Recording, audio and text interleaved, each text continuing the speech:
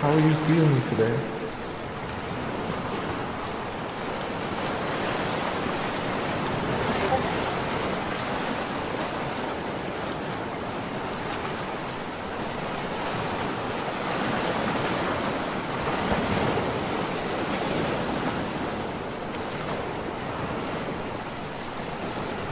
Do you feel fulfilled in life?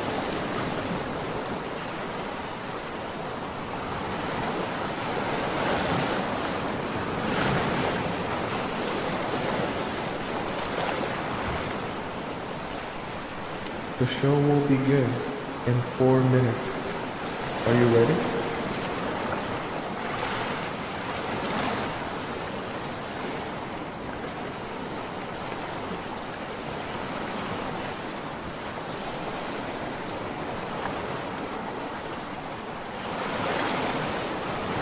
When was the last time you felt betrayed?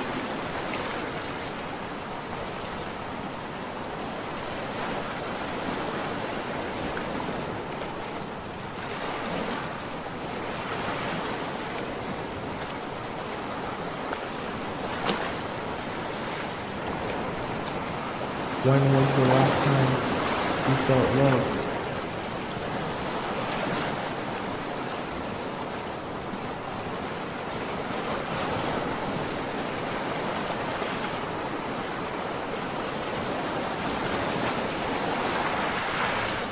The show will begin in 3 minutes. Are you ready?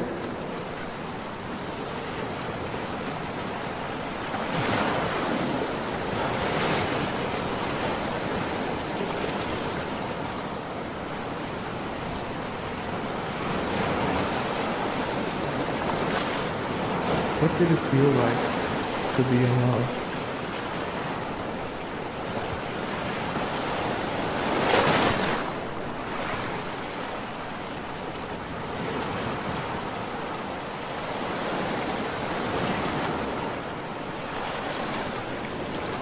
What is the most painful part of being in love?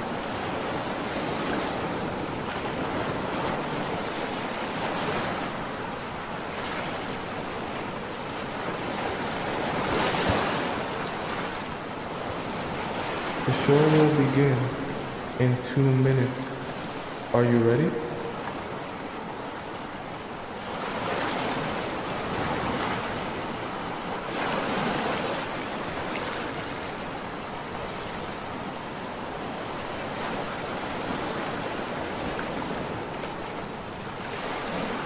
Are you ready to be transformed?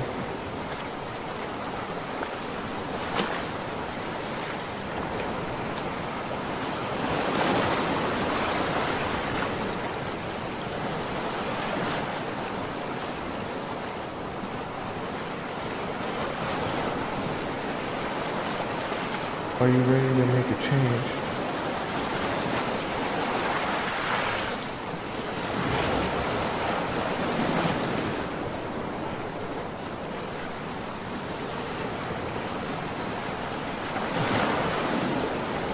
The show will begin in 1 minute.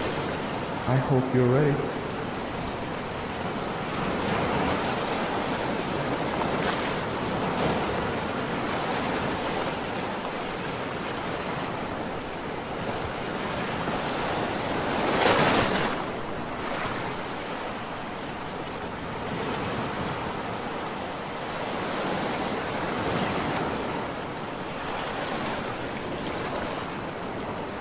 The show will begin in exactly 30 seconds.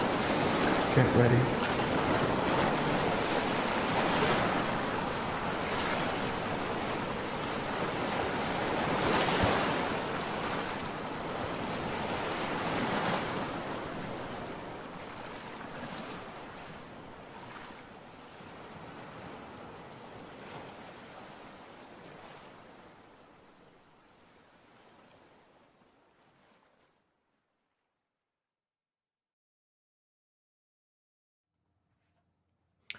Do you ever get confused behind the actual meaning of what a man is saying to you?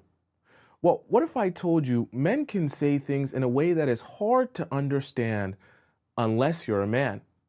What if I also told you with just a little bit of translating, I can help you perfectly and clearly understand exactly what men really mean? If you want to learn how to decode men, then join me on today's show where we'll be discussing 6 things men say and what it actually means. That way, you're never confused about a man's actions and words ever again.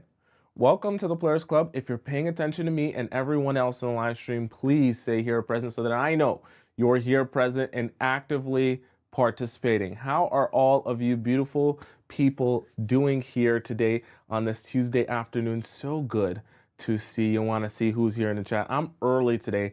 I'm right on time today. Started it right at 4 p.m. on the dot. Okay, it might be a brand new record. It might be the first time I've ever started right on time. So I hope you're here on time. Who we got here? We got Callie here, May here, User is here, Doreen is here, Thread of Thought is here, Berna is here, Go Plants is here, one of our amazing and generous TikTok members here. Katie is here. Lingo is here, Desi is here, okay? And of course, we have Scotty, Cerise, and SH here, as well as our moderators in the TikTok chat. Who we got over in the YouTube chat? We got Sandy here. We got LP Baby is here. Viola is here. Let me catch all the names here. We got Mary is here. Flower is here. MP is here. Okay, and let me shout out some of our channel members here. I seen Ivy here earlier. Tracy Nouns was one of the first people here. And I seen Olga, one of our amazing channel members here. Amal, one of our amazing channel members here. I see Great Fortune Cookie up in the chat as one of our amazing channel members here. And of course, we have Missy America here holding down our YouTube chat. All right, let's get started today. We're going to have lots of fun translating men and the way that they talk and say things, okay? So let's get this party started. I want us to discuss all of these because I know for each and every one of you, at some point, you probably heard this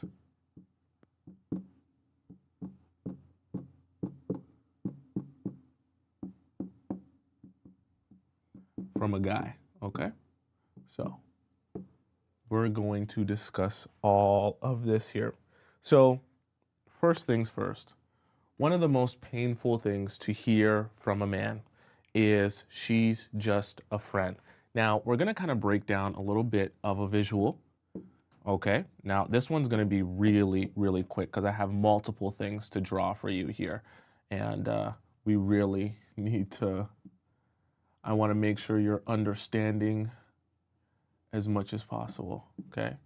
Quick stick drawings. All right, so this she's just a friend comment that guys will make to you can be very confusing if you're not aware of what guys are actually trying to say when they're saying this.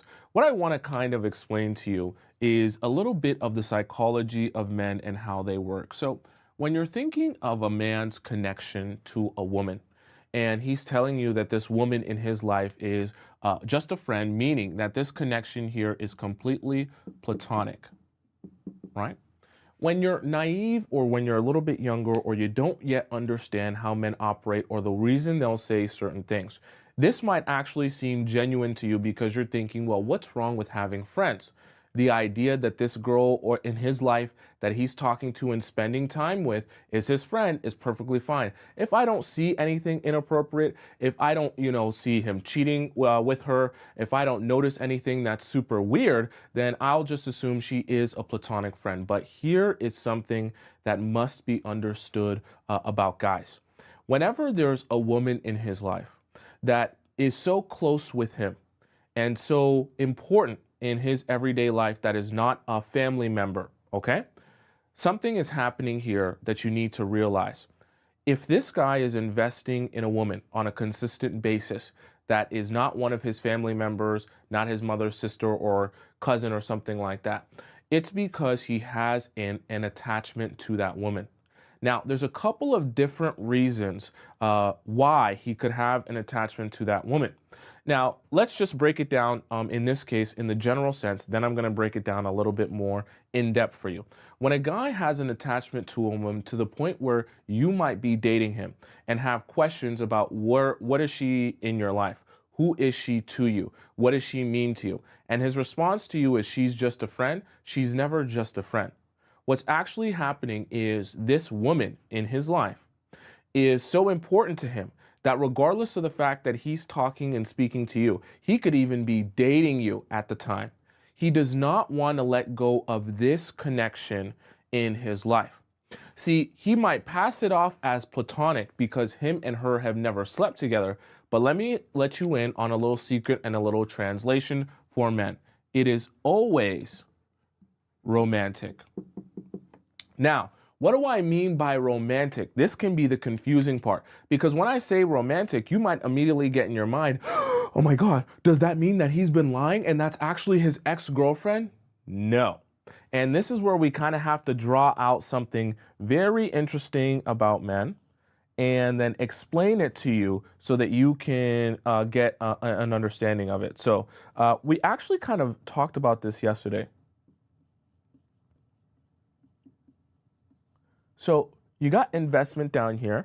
I'm going to turn to the side. And reward for men. See, they're wired to deal with anything in their life with an understanding of this balance. You know how I tell you men aren't evil, but they are opportunists because they're always looking for an opportunity where they can get the most amount of reward, right? While simultaneously putting in the least amount of investment. That is an ideal situation for men, okay? Now, what I also want you to understand when it comes to men is anytime that they are purposely putting in a whole lot of investment into someone and something, right? They are looking at some point to reap the benefits of that investment through some sort of reward. Now, you have to ask yourself, okay, well, I'm asking you, what do you think if you were to guess here? This is just a friend, right? So there's nothing going on, at least you thought there wasn't. But if there's nothing going on and these two aren't in a romantic relationship or don't have something secretly going on, what could the possible reward be for a man who has never slept with a woman that is in a platonic relationship? I want to ask you just to see how intelligent some of you are and knowledgeable in this understanding of men. What do you think could be the possible reward to a woman he's never slept with and never had full access to just in general, okay? That's been a friend, and we can even say in this scenario, been a friend for a long time, right? There's never been a time where he's ever had the opportunity to sleep with her, even though he's known her for years. What could be an appropriate reward that this man could be spending all of his time and energy invested into to hopefully reap or sow in the end, okay? Someone says punani is the reward. Social reward, okay, interesting. Future possibilities, a mother wound, emotional support. Someone says food. The goods, okay, control over her for validation. She cooks him dinners, okay, interesting. Attention, energy being put into him, all right. Future faking, right, the safety squirrel, her energy, and ego feed, okay. So the reason I say that is because there are a few possibilities that could be happening at this time whenever a guy is telling you that she is just a friend. We're going to kind of lay them out here. So one of the first things that's usually the most common here, whenever we're referring to she's just a friend, is that this woman in his life is someone that he would, if he could, sleep with. But the problem is, this girl is most likely too much out of his, oops, I don't have any space here, league. You get my point, right? We'll say, I'll put it, make it simple, too hot for him, okay? So sometimes you're going to encounter a situation where this woman over here is too hot for him, just overall out of his league. So he understands that if he were to stick around and continue investing in this woman, there's a possibility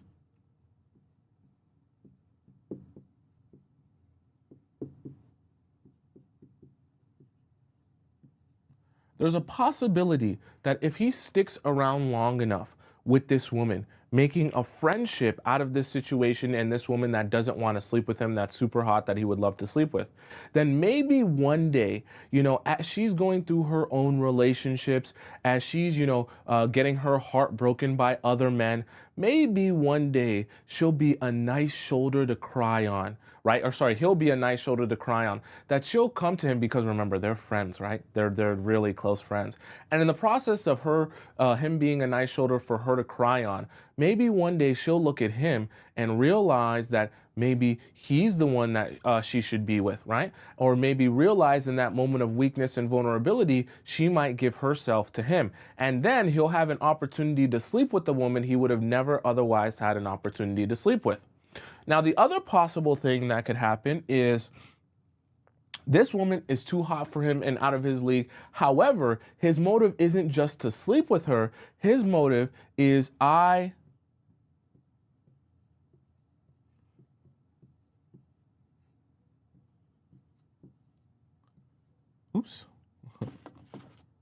want her as a girlfriend, right? Because he realizes that if he comes off too strong, this is the really slick thing about men, they understand that if they are to tell some women that they are just friends with how much they actually love them or confess their love for that woman, that's going to scare that woman away.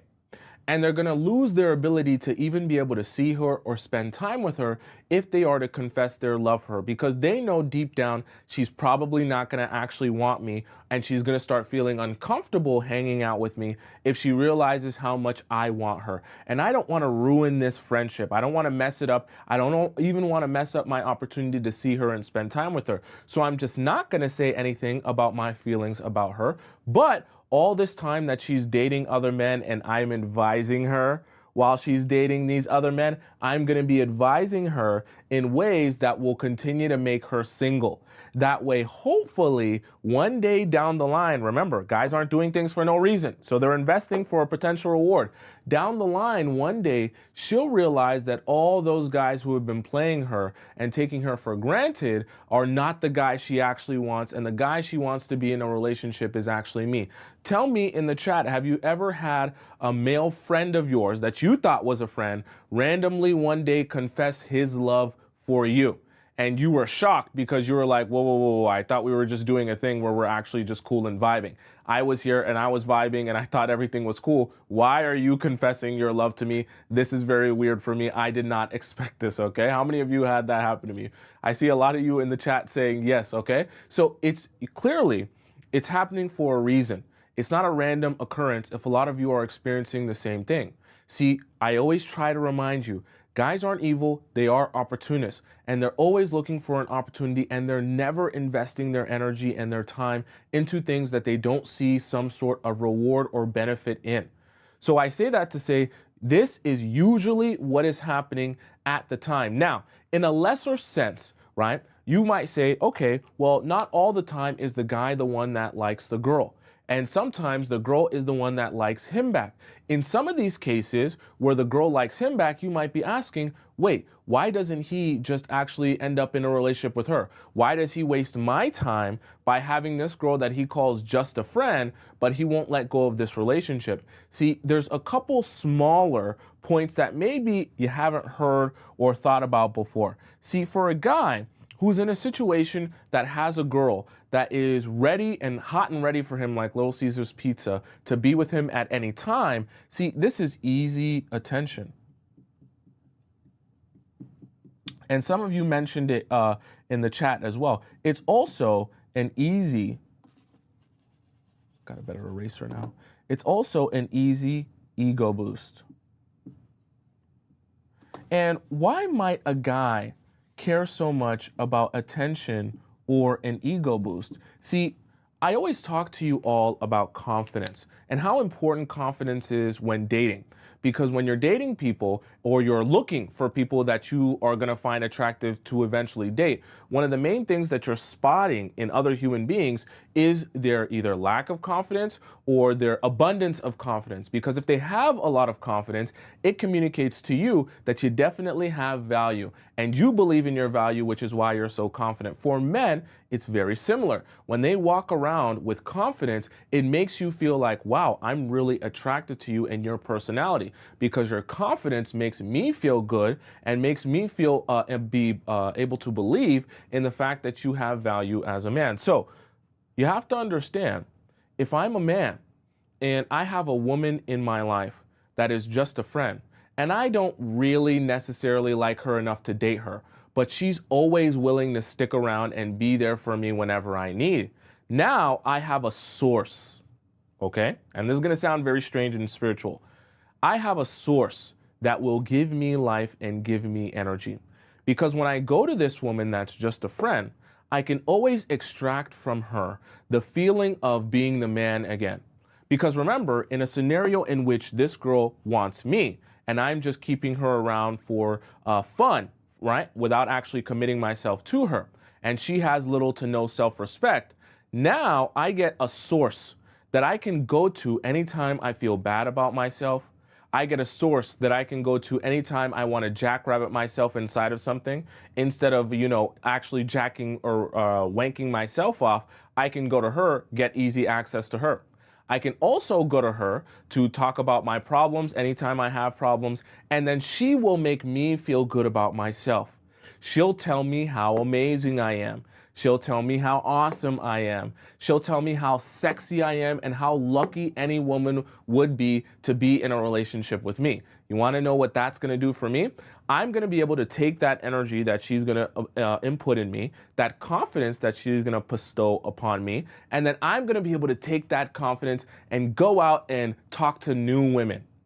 So every time a woman in my life disappoints me, I will always have her as a backup to be able to boost my confidence, right?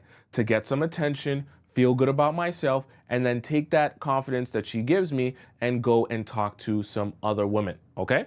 Some of you might have been this woman before. Tell me in the chat if you've ever been that woman. Giving him all the confidence that he needs, then he takes that confidence that you give him, and then he goes off and he goes and chases around other girls, okay? So, in some scenarios, it can be either way.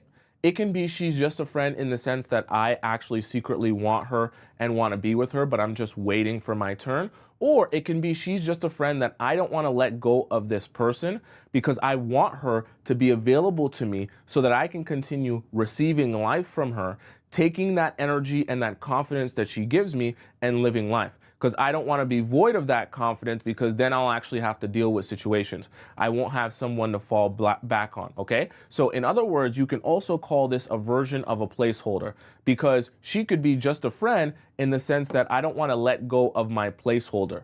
So telling her to F off is going to ruin the fact that she's a placeholder. I just want to leave her in limbo so that she just continues to stick around hoping for something to happen. And I know nothing's going to happen, but I don't want to actually tell her that. Okay? So I know that that was a little bit painful for some of you that may have experienced that, but let's hop into point number 2. Okay? I hope that that one was clear, at least to all of you. Okay. Much better on the erasing standpoint, this eraser. All right. Point number 2. Now, I'm actually realizing that all of the points that I have down here today are quite painful, because hearing them, you'll realize that you've heard them before, and you'll realize what it actually means, which can kind of be a little bit painful. Let me write this to you better. Tell me in the chat if you've heard this one before.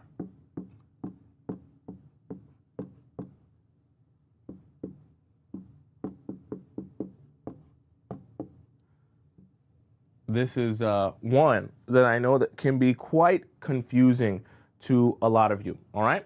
The you deserve better.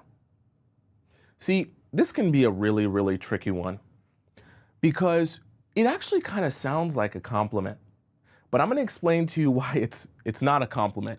It's actually a tactic here. So let's imagine you here, okay, with your extra large head, extra large. You have a large brain, so that's why your head's so large. Okay, we got your big beady eyes here and your nice smile. And then we'll put your nice triangle body here, okay, and your nice little feet, all right? So you're here. And let's put this man really, really large, okay? Don't worry, we're going somewhere. That's why he's so large. And he is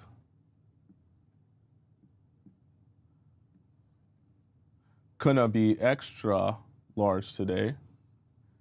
And there's a reason for his largeness. Extra long legs. Okay. Now, I want you to imagine something, okay? And there's a reason I'm drawing him so large, okay? So stay with me. See, when guys will come to you and you're in a situation where, let's just say for the sake of example, you're dating a guy and he's been treating you really bad. He's been very inconsistent with you. He hasn't been showing up how you expect. A lot of things have been going wrong. And he's really just not being the man that you need. You start to become anxious because you want this relationship to work. Nothing wrong with that. And as you want this relationship to work, you discuss with him some of the things that have been bothering you and the ways that he's been falling short in this relationship, okay? Because you've been dealing with them time and time again, and they begin to frustrate you to the point of no return. Then he says these magic words to you in a conversation with him about how he's been falling short. He says, honestly, I'm just really sad and I'm realizing how you deserve so much better than me. I've been falling short in all these different ways. And I just know that a woman like you, a woman as beautiful, as amazing, as intelligent, and as talented as you shouldn't be with someone like me. I can't be who you need and who you deserve in your life. Because you deserve a man that will take you out to Nobu and spend $300 on you. You deserve a man who will buy you flowers. You deserve a man who will show up on time for the date. You deserve a man who will give you the entire world. And I just can't do that. I'm so sorry. This is a trick. So let's describe this in a visual. See, that sounds good in theory, and it feels good to hear. Because the opposite of that would be him disrespecting you and treating you wrong. And instead of saying you deserve better, he says to you, hey, you're a garbage person. I don't give a damn about you. And I'm going to treat you however I feel like treating you because I'm big and bad. I'm so hot. I'm so sexy. I get any woman in this entire world that I want. And you mean absolutely nothing to me. If he were to present himself that way, what he's doing is he's making himself so much bigger than you. And you want to know what happens when he presents himself as so much bigger than you? It's intimidating and it's upsetting because now that he's presenting himself as so much bigger than you, the first thing you start to think to yourself is, I need to fight him, right? Or I need to be in some sort of combat situation. I need to bring him down to size.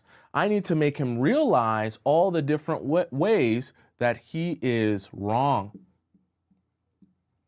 So when a guy is mistreating you and his response to you is, hey, I treat you how I feel like treating you because I'm big and bad and I'm hot and sexy and I get whatever I want, your first instinct is to tell him how he's not big and bad, he's not hot and sexy, and how he shouldn't be treating you how he's been treating you. Vice versa, like I said in my little soliloquy, fake little, tone there, how a lot of guys will say that to you. When he presents himself like this, and let me even erase this as well. When he presents himself in a way where he apologizes to you and he tells you how you deserve so much better than him, and he tells you how he's been doing the worst to you, and how you should go find a guy who will treat you in this way and that way, and he starts getting specific. This is what he's doing here.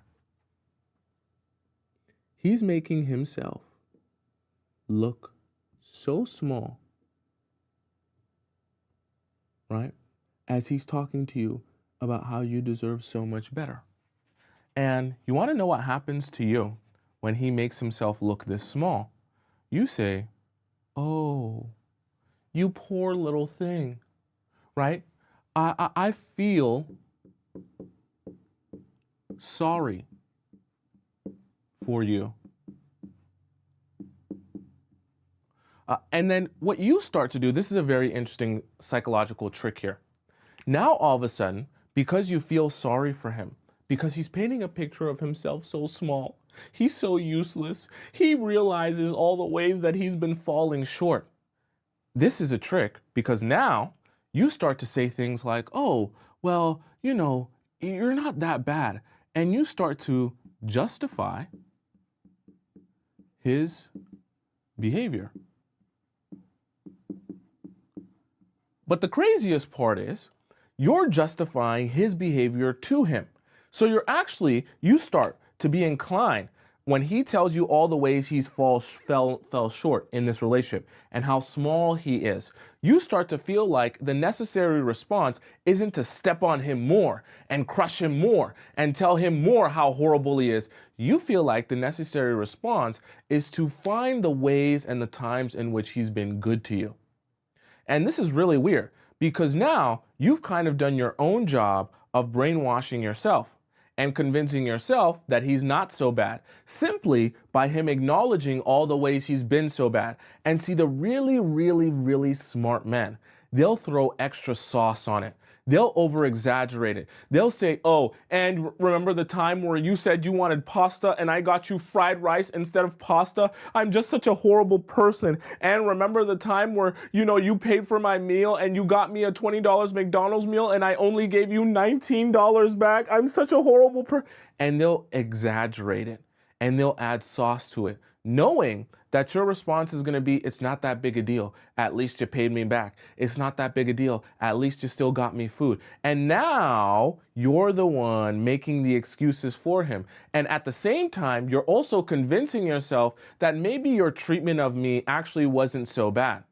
Because even in the things that you're describing were so wrong and all the ways that I deserve better, I'm also realizing as I'm saying it in the moment, how some of the things that you did weren't so bad.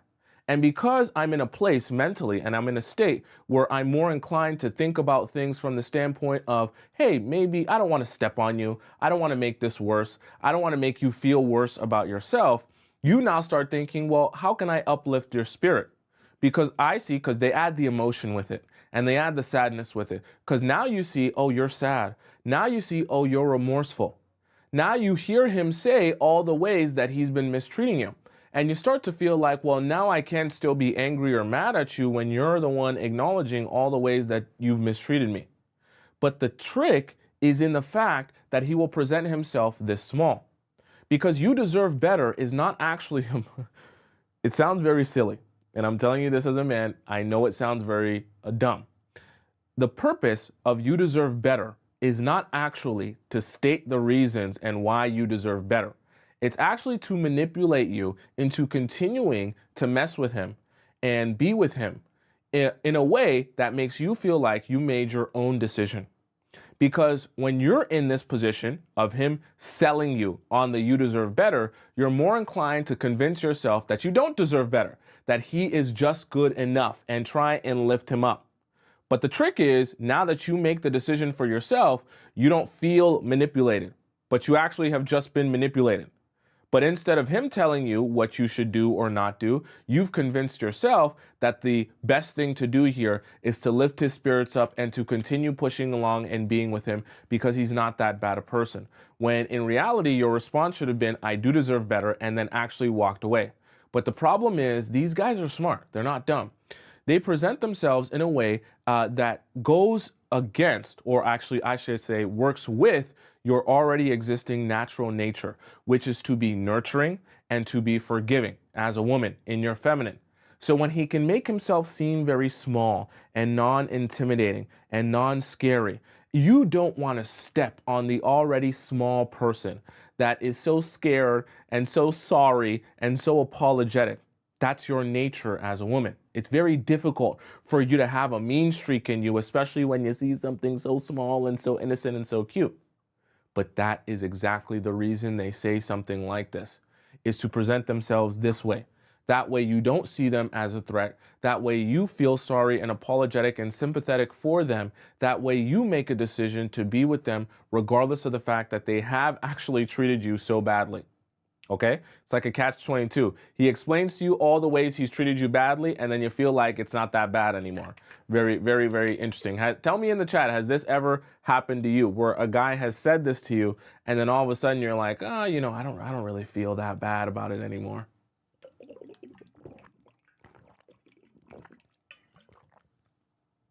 Very interesting. Very interesting how that happens, right? You would think him telling you all the ways he treats you badly would just make you realize that you shouldn't need to be with him, but it don't work like that. It's an interesting strategy that men will use, and they'll sell it. Trust me, the good ones, they know how to sell it. All right, let's hop into point number 2.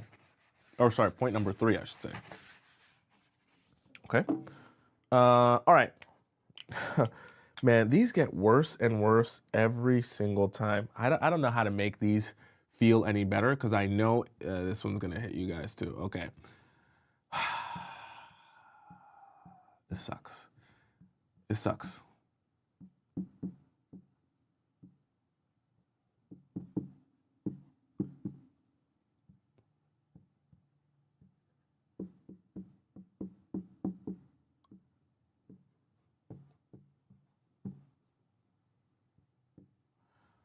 We'll put time here. Okay. Long one. This is like a really long title.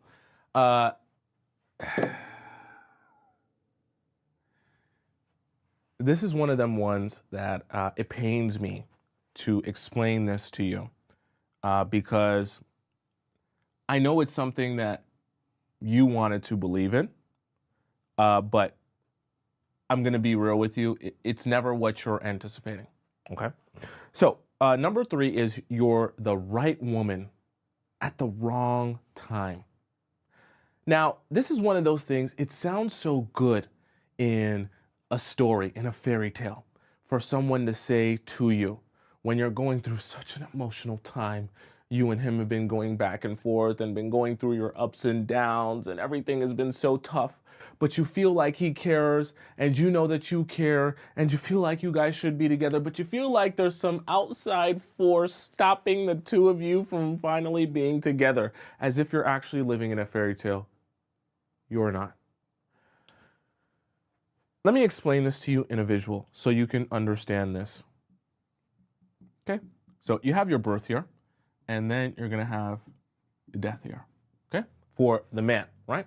So we're going to put down man, timeline, right? So he has his birth and he has his unaliving.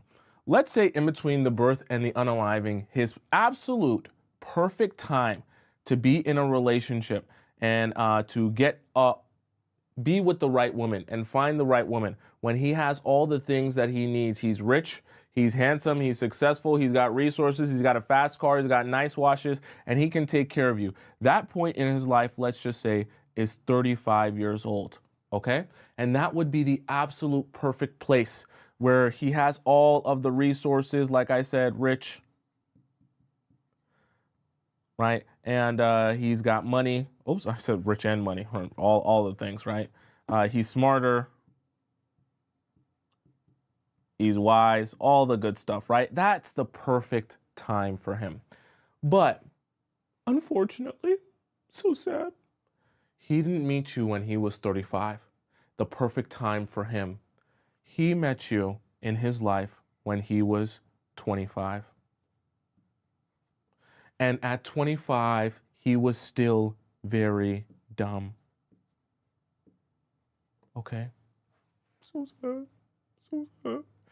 He was, still very immature, right? And he was still very broke. But, meeting you at this point in his life, so we'll also point here, right? Meeting you at this point in his life here was such an unfortunate event, because if he would just have met you at 35, it would have been absolutely perfect for him and his life. Then you could have went the rest of your life here, oh boy, being with each other, being happy ever after. If only he were to meet you over here instead of meeting you over here. Now, let me explain to you, unfortunately, why life isn't a fairy tale. And in the real world, this doesn't actually mean what you want it to mean. What you want it to mean is that the time that you've spent with him hasn't been a waste of your time. And it's not either of your faults why this didn't work out. Because these circumstances and they're always talking about they are the haters, right? We never know who they is, but they don't want to see us together. This situation and work situation and other circumstances, and they're always trying to stop us. And if it was just better timing, me and you could have been together forever. I want to do you a favor. Rid yourself of that mindset. Just wash it away from you, okay? As you're listening to me and you're hearing my voice, just wash it out of your psyche, because it doesn't exist and it's untrue. See, what the men are attempting to do is rid themselves of the accountability and responsibility that is on them to show up for you in a way that can actually make the relationship work. And if they aren't intentional with you, if they aren't reliable, consistent, responsible in this relationship, paying attention to this relationship and nurturing this relationship, and because of their lack of care, devotion, or dedication to this relationship, it begins to fall apart. He then passes it off as, hey, it's not my fault that this fell apart. It's our circumstance or our situation's fault. When the reality of it is, if he really wanted to put his best foot forward to see success in the relationship, he would just choose to do that. And a function, this is what I want you to really pay attention to. So if you're on the toilet, you're sitting down, you're pooping, snip off your poop. If you're laying in your bed with your hand in your pants, take your hand out of your pants. I need you paying attention to this part right here. What I want you to understand is a function of being the right person, right? Oops. I spelled this wrong right here. I didn't even put this right here how it was supposed to be. The right woman. Okay? Sorry. I know you guys can read that. Now, a function of you being the right person, right? The right woman, means that if you are the right woman, you will also be showing up in his life at the right time. There is never a wrong time for the right woman. I'm going to say it one more time. There is never a wrong time for the right woman. And if he's telling you that it's the wrong time, that actually just means you're not the right woman. And I know that that's painful to hear, because it makes you feel like, oh, he actually made a choice, but that's what it is. He made a choice that he wasn't ready, whether it be emotionally, mentally, physically, spiritually, all of the five, that he didn't want to invest himself fully in making this relationship successful. What I want to stick with you is, for men, and just in relationships in general, they happen and are successful not because of magic and not because of winning the lottery. Please, oh my God, please, I don't want to rant. I beg you, please, stop thinking that relationships happen because you throw your arms up in the air, magically meet someone, and it just works. People like to tell you that to make their relationship sound super magical and spiritual, as if, yeah, we were just chosen by some other higher power. In order to make a relationship successful, you have to, on a everyday basis, choose to show up for your partner and work with your partner towards the end goal of having a successful relationship. It is an active choice. So I say that to say, when men try to tell you that you are the right woman, it's just the wrong time, what they're really saying is, I am not choosing to show up for you and make this relationship successful, not because, oh, some other person makes it successful, but because I know that in order to make a successful relationship, I have to choose to show up for you, choose to be the man you need, and choose to invest my time and energy into having a successful relationship. But right now, at this very moment, I do not choose to do that. So when men are talking to you like this, I don't want you to take it as, oh, some higher power has made the choice for us. No, no, no. That is his choice to not work on this relationship and build with you and take it somewhere. It is his choice to not be intentional with you. It is his choice to not choose you. It's his choice to not be consistent with you. That's a choice. Not some higher power speaking to him or some spirits or some whatever the case may be pulling the two of you apart. Because if he was 35, rich, smart, wise, with all the resources and things that he said he needed, he would just make the relationship work instead of looking for excuses of why the relationship couldn't work. And he would figure out how the two of you can have a successful relationship instead of explaining to you how it's not possible for the two of you right now. Okay? I know that that's painful to hear because it's something that you want to believe in when you hear it from a guy. But the reality of it is, it's just an excuse. It really is. And it's an excuse meant to be presented in a way where, once again, like in our past point, you'll feel sorry for him. When you feel sorry for him, what are you more likely to do? Forgive his behavior. And if you forgive his behavior, what can they continue to do? Continue to have access to you. Because then you won't feel so bad about the way that you've been treated. In fact, you're more likely when you forgive his behavior to say, you know what, how you've been treating me is just fine. And I'll continue to take that because I know it's not your fault. It's the world's fault. It's the universe's fault. It's someone else's fault that you haven't been able to treat me well. So because it hasn't been your choice, I'll just continue to allow myself to continue being with you. I'll allow myself to continue sleeping with you, and I'll allow you to continue having access to me. Because it's neither of our faults. It's the universe's fault for trying to bring us apart because it's not the right time. A bunch of baloney, okay? I know that that sucks. Tell me how many of you in the chat have heard this line before? You're the right woman at the wrong time. Okay, I want to know which one of you have heard this line before. Trust me. I know them all. That's why I'm sharing them with you here today, okay? Now, next one, equally just as painful, so I won't lie to you. Don't be expecting to get any breaks here, all right? They're all painful. All right, let's hop into our next one. I see a lot of you have heard that line before. Number 4. Oh boy.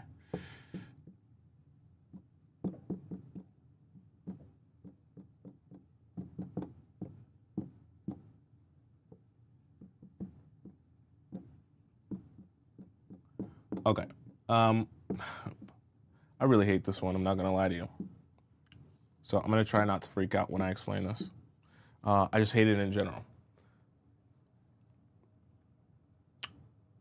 Like we talked about with the she's just a friend one, she's just a friend obviously can come in a circumstance in which he's talking or referring to a woman who he's never slept with or never been in a relationship with.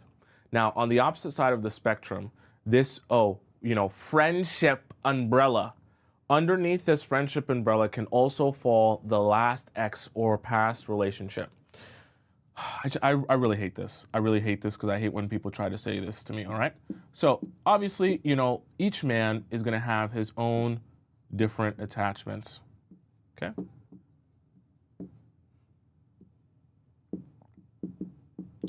And as he has all of these different attachments in his life, he's going to have varying levels of attachment to those people. I have no other way of saying it.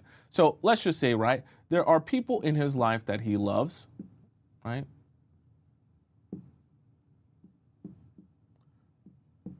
And that is his attachment to those people. And there are also people in his life, right, that just could be, let's say, BFF, that, he just feels really close with, right? So it's not love, but he just feels really close with them, right? Here's the thing, though. Some men that you meet, they will have more than just these simple attachments. They'll have attachments to an ex. There's a problem with this, though. See, attachments don't work in a way where as soon as someone stops being your girlfriend, you're just able to take back that attachment. So at one point, this ex was a girlfriend, right? While you weren't in the picture. And this attachment to this girlfriend was, let's just assume, love. But now, this ex, that was once a girlfriend, has become an ex. But the attachment is still love. It doesn't just go away because the person who the attachment is attached to is still existing in his life. So what I want you to understand whenever guys are telling you, I'm still friends with my ex, see, the friendship umbrella can be really confusing for you when it comes to guys, because some guys will be really good at selling you on the idea that they feel nothing towards this other human being. Oh, that's just my ex. Me and her, we work together, but it's literally nothing. I don't care about her. When she texts me, I barely respond. I literally just tell her happy birthday, happy Thanksgiving, Merry Christmas, happy Hanukkah. I tell her, happy Easter, happy New Year's. I tell her, how's your mother doing? How's your sister doing? How's your brother doing? How's your life doing? Sometimes I stop by with her favorite, strawberry shortcake, but it's no big deal. Sometimes she likes this ice cream, so I drop it off every now and again because, I'm just in the neighborhood. But it's me and her. I barely even care about her. I literally don't even think about her, more than a couple hours of the day. It's nothing. When you like a guy and you become part of his life, right?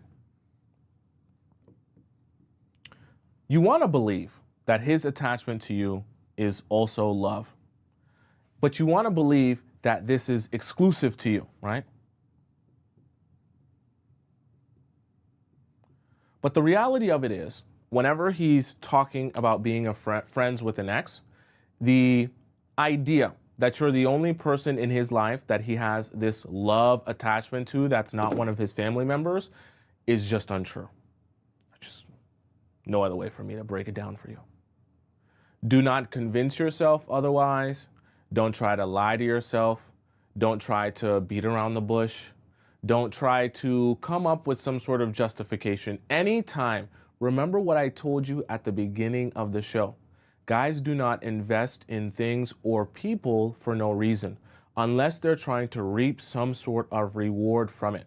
Anytime a guy is keeping a woman around that he doesn't need to keep around, right? So obviously I'm talking about, for example, a guy who's keeping an ex around as a friend that he has no children with, that he has no leftover attachment to outside of purposely trying to just be friends. We're in a friend group. We're in a whatever. That's not an attachment he can't let go of, okay?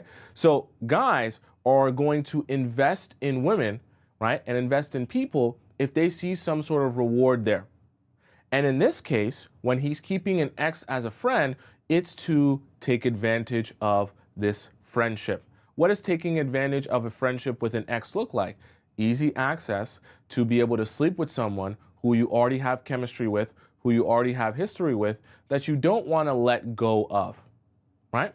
whether it be you have some lingering feelings that, well, he has some lingering feelings there, or because he just wants to continue to have access to that woman on an ongoing basis, he is not prepared to let that woman go. Because the truth of the matter is, if he really wanted to move forward with his life, he would end this, he would cancel this out. Okay? This attachment in his life would be non-existent, meaning that the person would be non-existent. What I want you to understand is human beings don't work like this, where you can have someone who you once loved, still have this attachment here with them, and then all of a sudden no longer have love for them. It doesn't work like that. And especially when there's nothing keeping them there outside of the fact that they just want to continue being friends, that should definitely be a sign to you that there is a purpose here, okay? It's actually the exact reason why, and I know some of you are probably wondering to yourself, but what about the guys with baby mamas? What do we do in that situation? Because she's an ex, but they have a children together, so obviously he can't just not talk to her. That's precisely why I tell you, any man with a baby mama, you have to be very meticulous as to what is going on currently in your relationship with your baby mother. That, honestly, I'm not going to get too deep here because I know it's a little bit of a side topic. Anytime a guy has a baby mother, that should be like the extent of your conversation with him for the at least next 4 to 5 dates, right? You should spend hours going over what is the relationship, what is the history, how do you guys parent your child? You might think to yourself, oh, that's not even relevant information to me. It is, because like I just said, you don't get to keep someone around in your life that you once loved and felt an affinity and a deep attachment and connection with, and then all of a sudden say, yeah, this person is still in my life, but I no longer feel anything for that person. It does not work like that. So do not convince yourself that it works like that in some magical, mystical world. Realize that attachments in any human being's life are very important for you to understand. Because any one of these attachments, truthfully and honestly, and there's more than just this, obviously, any one of these attachments could eventually become an issue. And it's very important that you understand what each one of these attachments are, and you come up with truthful, I should say, understandings of what they are. Even the mom and his attachment to the mom could be an issue. His attachment to his dad could be an issue. His attachment to his baby mother or his ex-wife could be an issue. You have to be the one to spot out and ask questions and be observing and analyzing the information that you're receiving from this man to spot which attachment is going to be an issue. But as it relates to friends being an ex, I want you to understand that if he is choosing to keep her as an ex, then it is always an issue. And I never want you to see it as anything less than an issue. Okay? Please, I beg you. It's just not a trap that is necessary for you to fall into simply because you want to believe in the fact that this is the guy for you. I know when you're in it and you like the guy, it's really easy to convince yourself that this is not the case and this is different. And yeah, you know, they're in a friend group, right? This is one of the things that guys say, we're in a friend group. So we stay friends because I don't want to mess up the chemistry of our friend group. Ain't no damn friend group worth your peace. And it's very possible to be in a friend group and not mess with one person in that friend group. Okay? And it's very possible to say, hey, if we're all hanging out, going out and doing something and that person happens to be there, then so be it. But what I'm not going to do is put myself in a situation where me and that person are in an intimate setting, or put myself in a situation where I'm forced or have to talk to that person, or I'm going to find a new group of friends to hang out with. Okay? That's what mature people do who actually want to move forward with their life.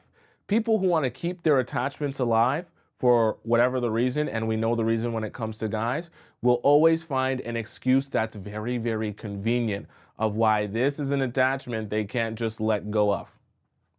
Very silly. Makes me very mad, actually. So I don't want to rant too long. All right, let's go on to the next one, which is our fifth point here. Still friends with my ex. I'll be damned. I'll be damned. All right. Every time I look down, I'm like, oh, it's worse. It's worse. This one's worse. this one's worse. And this one is indeed worse.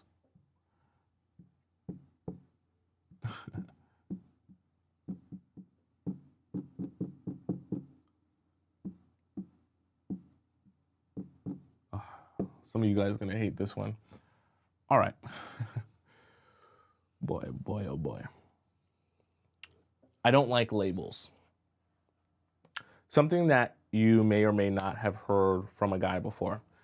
Another one of those things sounds good. See, the guys that are really good, they know how to say these things in a way that sounds really nice. It almost sounds like you guys are on the same page, despite not being on the same page at all, not even in the same book, okay? But when they say it with their sauce and their charm, you start to think to yourself, oh no, like I should continue dating this guy because me and him were vibing. I don't feel like he's one of the bad ones, okay? So I don't like labels is another good one that men will say that can easily confuse you if you don't know what it really means. See, when they'll describe to you the fact that they don't like labels, this is how they'll usually explain it to you in a visual sense. They'll say, look, the idea of us being, being girlfriend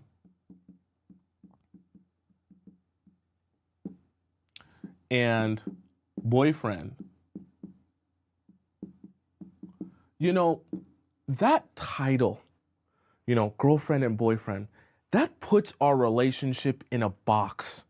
So me and you end up here, where we end up in a box, and because we're in this box here, right? It's so difficult for us to breathe in this box with all of these labels holding us in. It's so much pressure in this box. You feel like you can't breathe.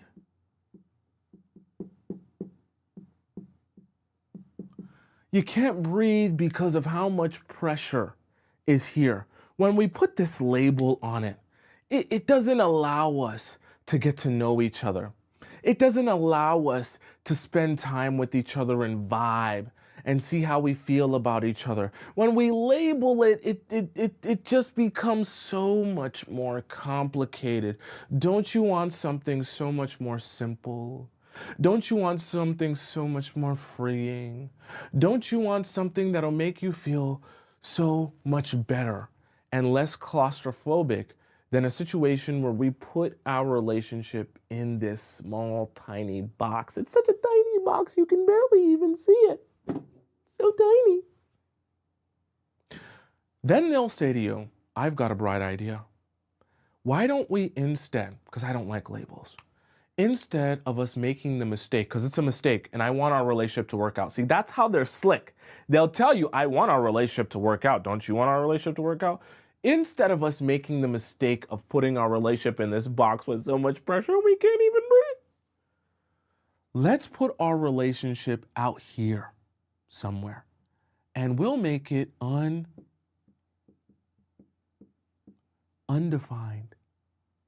And it'll be floating out here in space somewhere. And when we make it undefined, it'll be so easy. We'll be able to float and go anywhere we want. We'll be able to breathe. One day we can be up here. And another day, we can be down here. And another day, we can be over here. And every day is like a new day. Every day feels like we've been freed and let go to feel whatever we want to feel, to go wherever the wind blows us, to allow the universe to control our bodies and our spirits and our relationship. Don't you feel the flow? Don't you feel so free and allowed to love without boundaries? That's how they say it. Loving without boundaries. That's how the universe wanted us to be.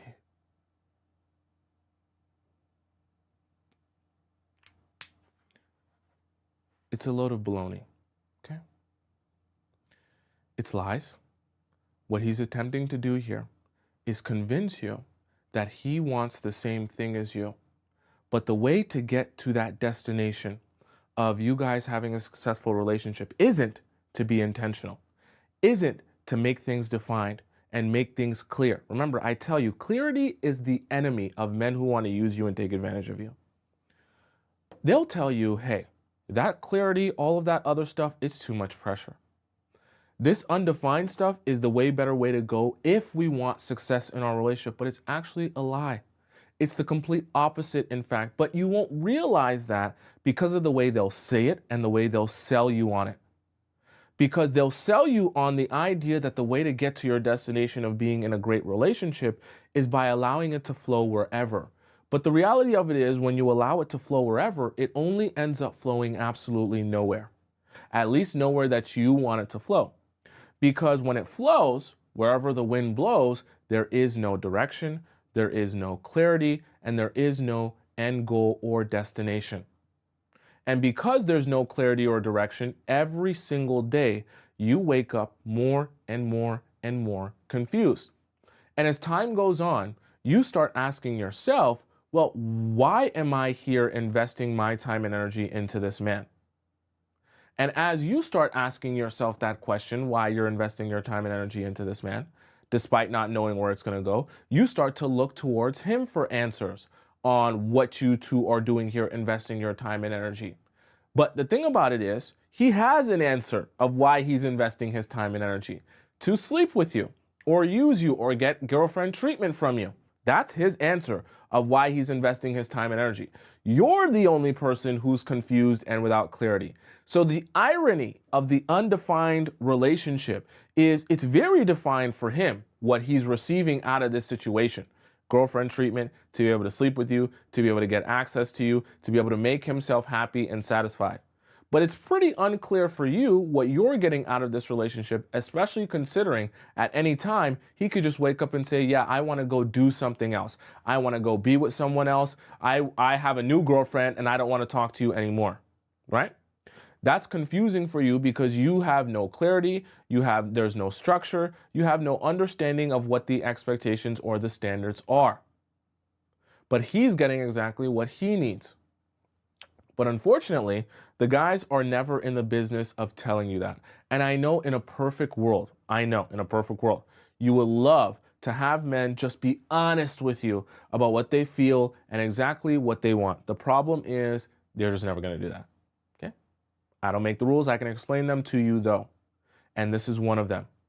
See, the guys who will tell you, I don't like labels, I know they'll sell it so nice to you. They'll sell it real nice to you. You'll almost believe that it's better to have no label, the way they'll sell it to you and the way they'll sell freedom to you. But I promise you, it's always a trick to try to get you to let go of the idea that you should be defined in what you are doing here. And in a lesser sense, it doesn't even always have to be, hey, me and you, are we girlfriend and boyfriend right now? It's also, in a sense, defining what the intention of the time and the energy investment that the two of you are putting into each other. Okay, that's also an example of guys telling you, I don't like labels. They don't want to label why the two of you are here putting in time and energy into each other, because labeling that will set an expectation of what's to come. If he's to label what the time and energy investment from both of your parts is actually working towards, then there's an expectation on your part that eventually that will materialize. So if he's saying we're here to grow our relationship, learn each other, understand each other, to eventually start dating, there's an expectation that at one point you'll start dating. But if he never intends for that to be the end goal, or he doesn't want to make any promises to you, he'll tell you, I don't like labels, so he never has to define anything. That way, everything can continue flowing and going without any end goal in sight or direction in sight. All right? Flower says, I like labels. All of you should like labels. Now, one thing you're not going to do is force men to put a label on it. What you're going to do is you're going to allow yourself to see and observe and analyze if he thinks it's necessary to have a label, because he should if he's intentional with you. And you'll notice the men who are unintentional with you because they'll never, ever give you clarity or put a label on anything you're doing. And that's your first sign that you should be running far, far away, okay? No labels means no what's in between your legs, okay? No Squirtle. If he is saying he don't know how he wants to define it, all right, you don't know if you're gonna sleep with him then. No problem. You don't know if you're gonna continue seeing him then. No problem. No problem. No problem whatsoever.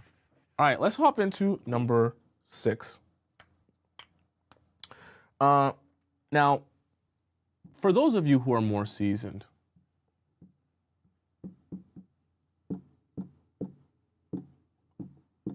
this may be a bit more obvious to you, but for those of you who hear this and are in the middle of this while being with the guy, it can still be a little bit confusing to you, okay? So I want to do a little bit of an explanation here. So we're going to do a little chart. So we're going to split this in two. On this side, we're going to put hope. And on this side, we're going to put expectation. All right. So the reason I want to do this, obviously point number 6 is let's see where things go. The reason I want to do this is because this is quite a confusing thing for men to say to you, especially if you're either new to dating, you're trying better to understand men, or you're just someone who gets confused very easily by what things really mean and trying to understand people in the nuance and implications of how they'll speak to you, especially guys. See, the reason my chart is separated in hope and expectation is because these are two different states of being. When you're in a state of hope, you are waiting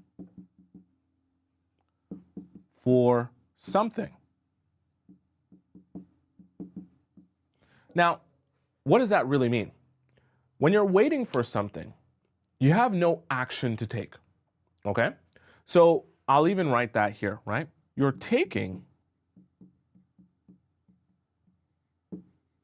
no action. This is very important because, see, when a guy tells you, let's see where things go, you then are in a position where you now are obligated, because if you agree with this, you now have hope that things might go in the direction that you're hoping they will go. But because hope is a passive action, so to speak, right? Or I guess we could say hope stimulates passive action, meaning you're waiting for something, meaning you're taking no action because it's outside of your control. Now, this is a perfect scenario for him. Because when you're hoping and you're waiting and you're taking no action, nothing is happening.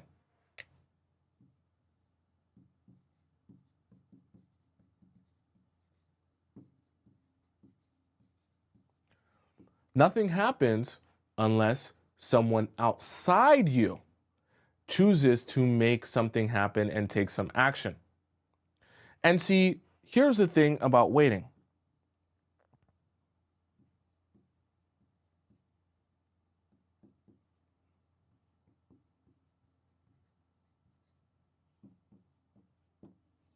It can last forever long, okay? Meaning it's just undefined, right? And this is a really dangerous place to be. When you're hoping, I'm gonna put this as my last point, you are always in limbo. Unsure where to go, how to go, what the timing is, what the expectation is, what you should be saying, what you should be doing, what you should be expecting. Everything is confusing and everything is stagnant. And there's a very, very special, I guess we can say, paralyzation that you will feel when you are in a state of just hoping for something to happen. And when I say paralyzation, I mean the paralyzation of your emotions and your state of being, where you're not sure what to do because you don't even know if there is something to do. And you're so confused by what the possibilities are or what decisions you should or shouldn't make, you just don't end up doing anything. And this is such a paralyzing place and such a vulnerable place for you to be in, because at this point, when you're this confused, because you're this deep in your hope, a guy can literally tell you, say to you, or have you do anything that he wants. Because in this paralyzed state, you literally can't make a choice. You cannot, because you don't know what consequences your choices will have. You don't know what outcome you're seeking. You don't know anything. You're just confused. And in this state, guys can tell you whatever they want. They can convince you of whatever they want. Everything works in their favor because they're the one that knows what they're trying to get out of this situation. They're the one that knows the outcome that they're looking for out of this situation. And you're just sitting here waiting, taking no action, hoping that something will eventually happen one day, but it never might. Or it might never, I should say, okay? As opposed to expectation, right? Expectation is taking action, right? You're taking action based on what you want to see happen, right? You also have a desired outcome. A desired outcome from the standpoint of you know the destination that you want to get to. And when you know the destination that you want to get to, you then reverse engineer that to the smallest steps that you have to take to get there, and you begin taking action to eventually try and get yourself to that destination. You also have an understanding of the standards, and we can also say boundaries. So what do I mean by that? I'll give you a little bit of an example, even unrelated to dating. For example, if there's an expectation that you have of yourself that you want to become a millionaire, well, there's a standard you're going to have to set yourself to in terms of how hard you're going to work and how much you're going to save your money or how you're going to invest your money. And you're going to have to hold yourself to a higher standard if you want your financial situation to be at that level of your desired outcome. Okay? The same thing in your relationships, right? If you have an expectation that me and you are dating each other to work together to eventually become boyfriend and girlfriend, there's a standard that is immediately set based on that expectation, based on that desired outcome. Because the standard is, hey, if we're working together to become boyfriend and girlfriend, we both need to be accountable to each other. We both need to be communicative. We both need to come to understandings, and we need to understand how to compromise in our situations because we're working together for a desired outcome, a shared goal. And underneath that umbrella of that expectation, we then create standards and boundaries. Okay? Right? And as we talked about with a hope being undefined in terms of a timeline, the time under expectation is, oops, write this properly. The time is defined, right? And I mean defined from the standpoint of if you're saying with a guy that you're going to work towards being girlfriend and boyfriend, there's an understanding that that process is not going to take 3 years. So if you're dating a guy and you go on your first couple of dates and there's an understanding that two of you are working together to eventually become serious and long term, there's also inherently an understanding that becoming serious and long term, or at least getting to the point where he asks you to be his girlfriend, is not going to take him 3 years. Okay? You see how that works? Now, when you have proper expectations and you have a proper understanding of the standards and the boundaries of those expectations, it becomes a lot more clear to you what the timeline is of those expectations. Okay? And a lot of your life becomes a lot more easier because you're not waiting on something to happen and you're not paralyzed by your inability to make a choice, because you're waiting for someone else to make that choice for you. So I say all that to say, this is exactly what guys are wanting to happen to you when they tell you, let's see where things go. They're attempting to put you in a situation where all you can do is hope. They want you to hope for all of these reasons right here. Because in hope is exactly when they can take advantage of you. Let's see where things go doesn't define anything, doesn't set any standards or expectations, doesn't set any boundaries, doesn't allow you to have any desired outcome, and it definitely don't allow you to take any action towards anything. So you sit there mentally, emotionally, and spiritually paralyzed. And then what is he allowed to do? He's allowed to have his way with you. Because you have, when you agree to this, let's see where things go, you have no expectation, which means he's allowed to do whatever it is that he wants with you while you sit around and wait for something to happen. That's what that really means. But guys aren't going to tell you, hey, let's see where things go so I can take advantage of you.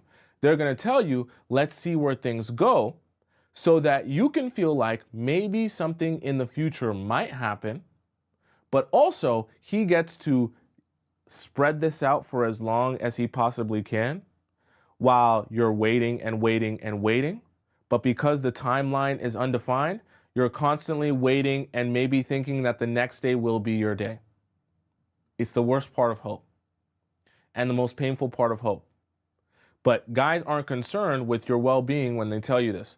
They're more concerned with the fact that the more you can hope, the longer he can string it out, that maybe it'll take you 3, 4, 5, 6, 7, 10 years before you realize that there is no more hope.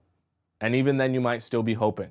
And I'm not telling you 10 years as an exaggeration. I'm telling you 10 years as literally having helped women who have spent 10 years in friends with benefits situationships with men, hoping the entire time that the next day was the day they would become a girlfriend. I really mean that. It's not a joke. Okay. I've helped women like that. So does that make sense to all of you here in the show? Okay. Those are the 6 points. I hope I was really clear and concise in all of those. For those of you who missed any of the points that I just discussed here, they're all available on my YouTube channel. If you're watching this on TikTok, if you go on my YouTube channel, type in my name, Tomisin, just Tomisin, go on my YouTube page, and you can rewind it because I'm live on YouTube at the same time as TikTok. You can rewind it there and watch all of the points if you missed any, okay? Right? Do you guys have any questions about what we just discussed here today and discussing the 6 things that men will say and what it actually means? Okay, I'm answering any questions as it relates to the show. Let me hop into our super chats as well because I did see some super chats in our YouTube live stream.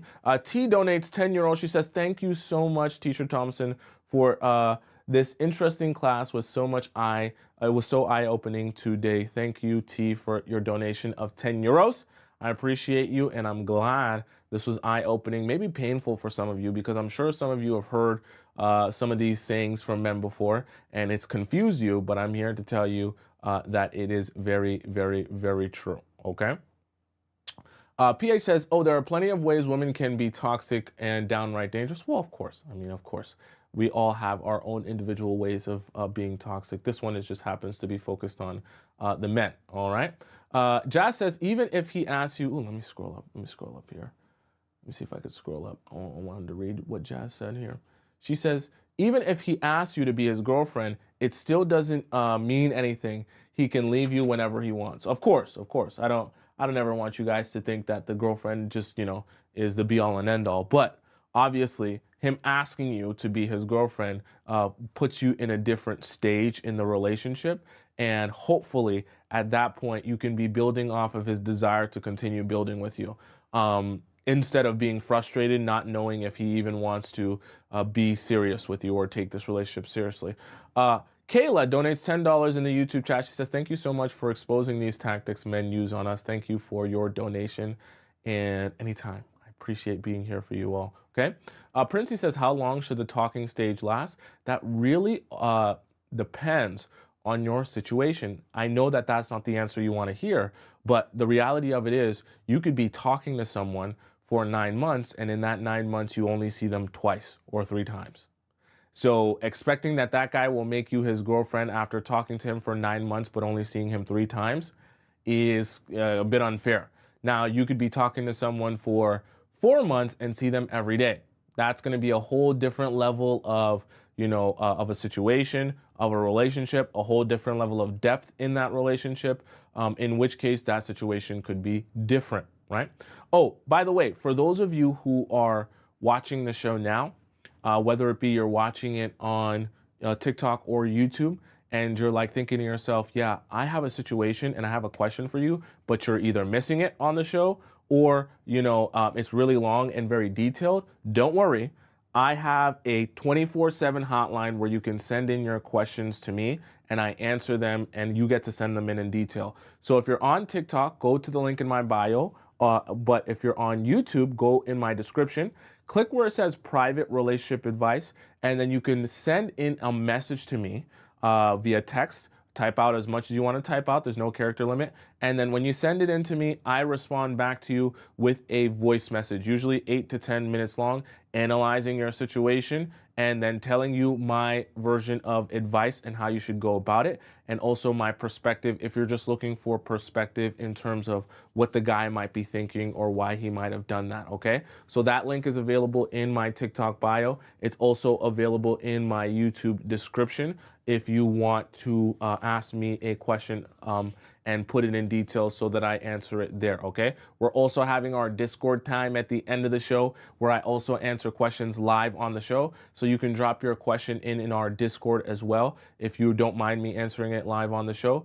That link is available by going into my TikTok bio or in my description. Just go into our Discord, and then once you join the Discord, go into the relationship advice forum, okay?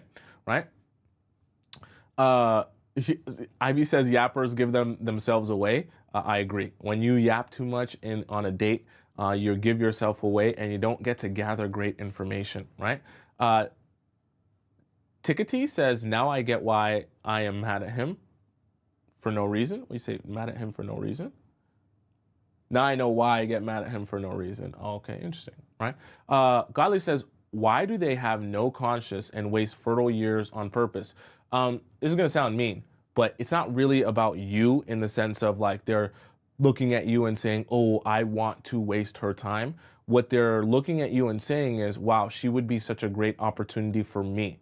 And what I mean by that is they're thinking to themselves, if she has low self-esteem, low self-worth, if she will allow me to waste her time because she's not smart enough to see the tricks that I'm playing on her, I will go up to her, waste her time, get access to her, sleep with her, continue getting access to her, not committing to her, and that will be a great opportunity for me.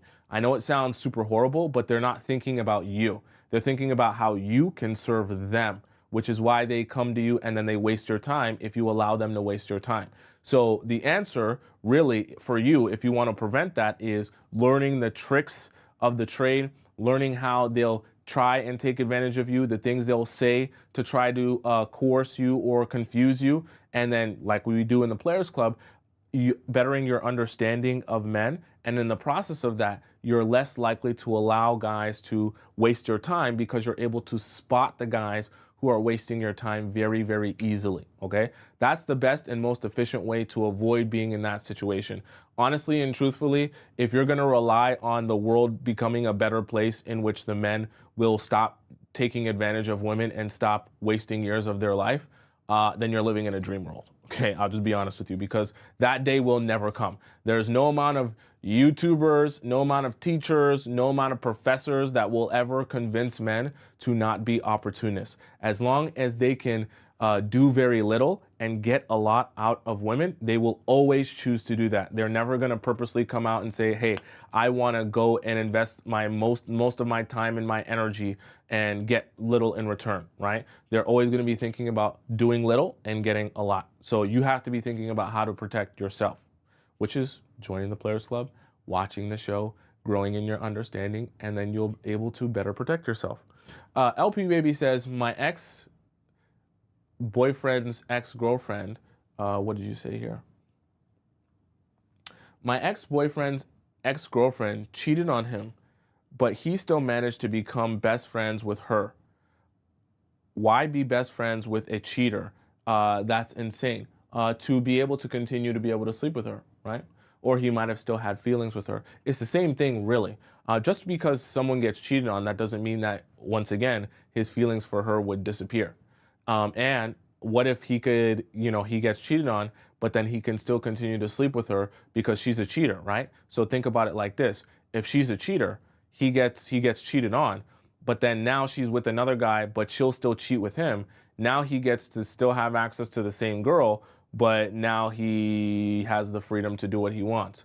So it's a little bit of a win in that sense because yeah, she cheated on you, but now she gonna cheat on someone else and you can just be the side dude having fun, having your way whenever you feel like it and going about your business.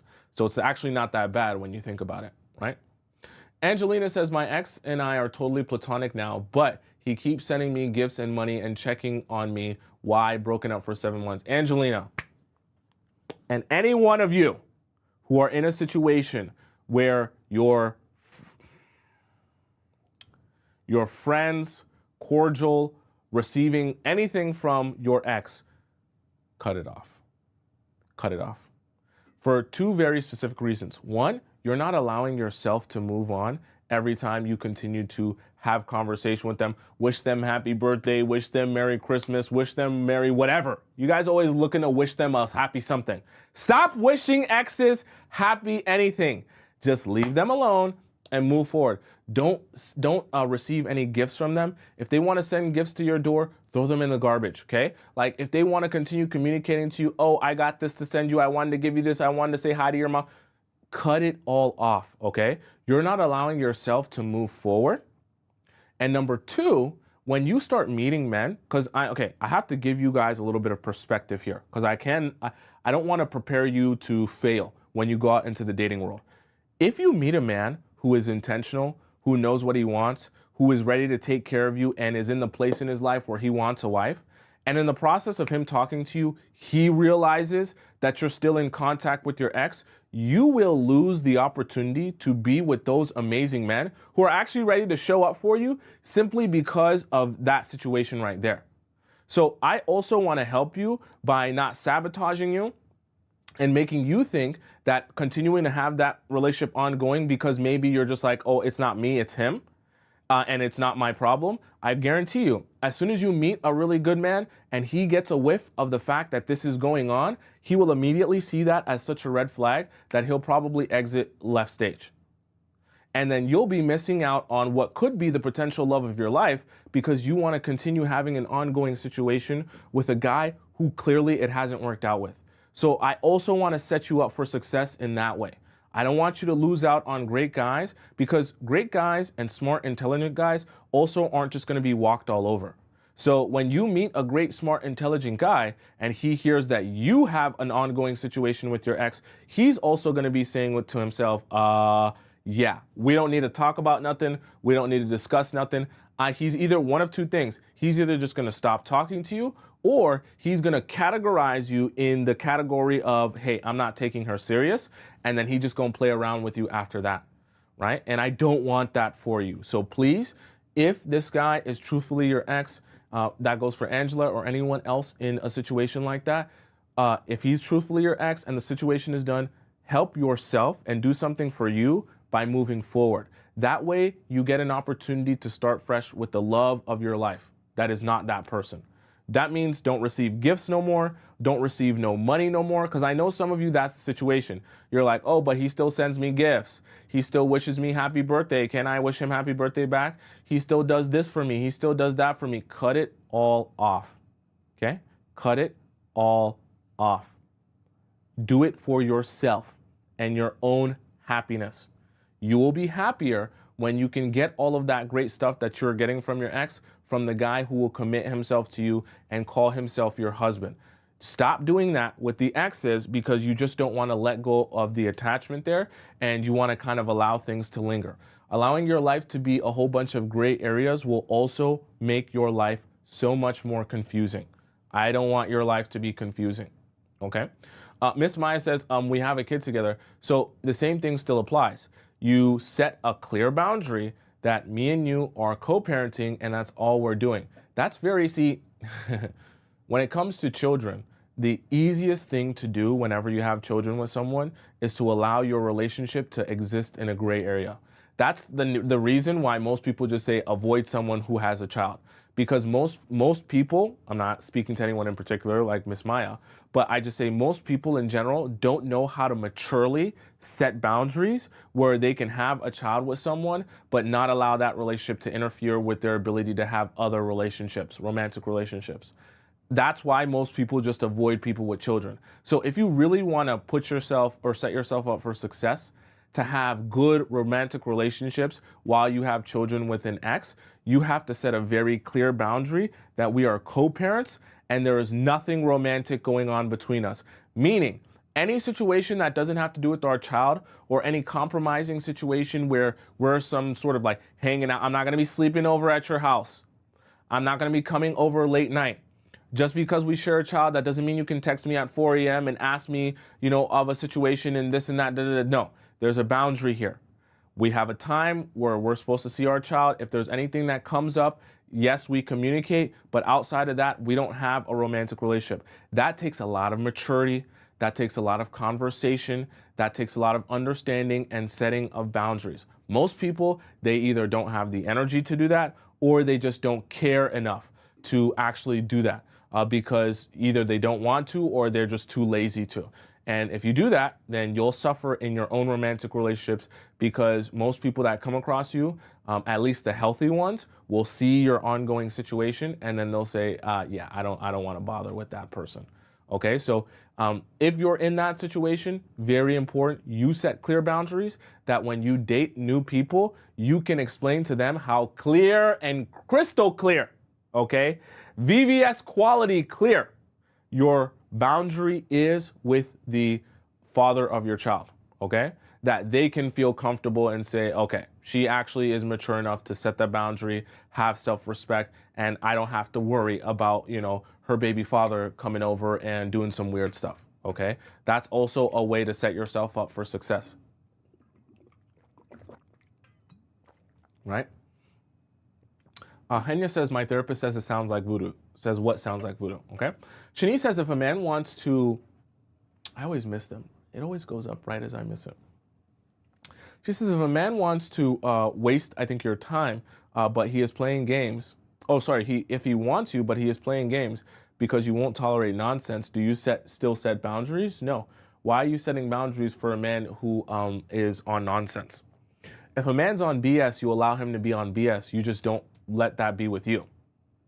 Like, you're not in the business of trying to change or adjust guys' behavior. You're also not in the business of convincing him how he should treat you, especially at the beginning. If he chooses to ignore you, neglect you, not talk to you, beat around the bush, mess around, let him do that. And allow yourself to recognize that he's doing that and then say, okay, I'm just going to move forward from you because I'm not going to waste my time. Trust me, as soon as you start trying to beg a guy to be something for you, he will immediately, first of all, he'll never do that. And you'll become frustrated because you're trying to expend all your energy to get him to do something and he's not doing it. Okay? Nicole donates $10 in the YouTube chat. She says, Tomisin, this was like surgery today. Painful but necessary. Thank you so much for this raw and real class today. Thank you so much, Nicole Cottom, for all your generosity in our YouTube chat, okay? Let's hop into our next segment. Our next segment is gonna be our React segment where I react to TikTok videos that you guys have sent to me across the universe, okay? And we have some fun with them. They're usually about love life and relationships, okay? But in the meantime, I'm gonna clean up to get ready for our React segment. And while I'm doing that, we're gonna watch an intermission video. And today's intermission video comes from Stefan Speaks. Stefan Speaks is gonna be talking about nice girl habits you need to stop now.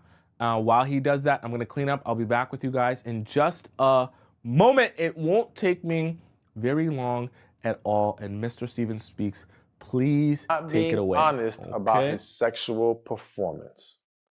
Now listen. This is not to say you should be having sex with this man already, or if you're not married to him, whatever. I'm not here to discuss that aspect of it. We all recognize there are people who are waiting. There are people who are doing it now. It is your choice, right?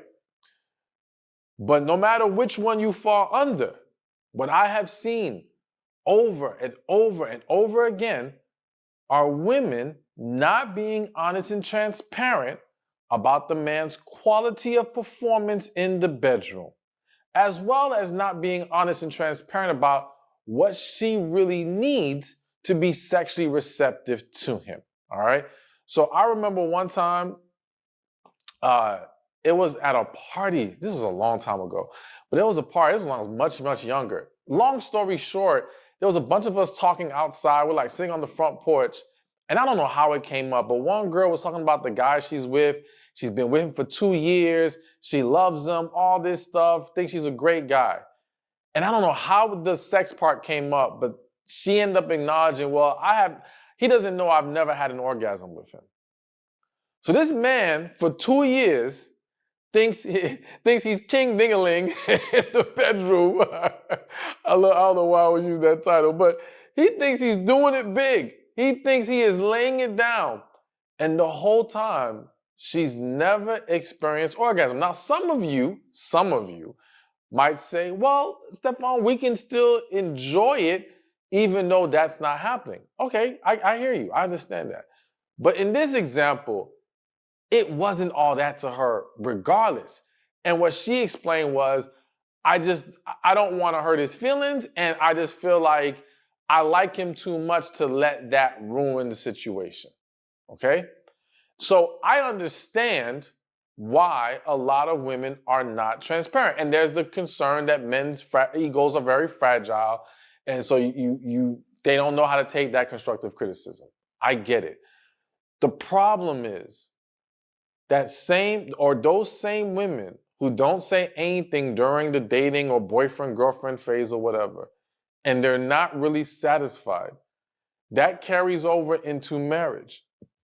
And at some point, even if you don't want to let him go, despite his struggle in that area, if you are not motivated enough to be receptive to him sexually and pour into him in that way, well, we are setting the stage for a huge problem later.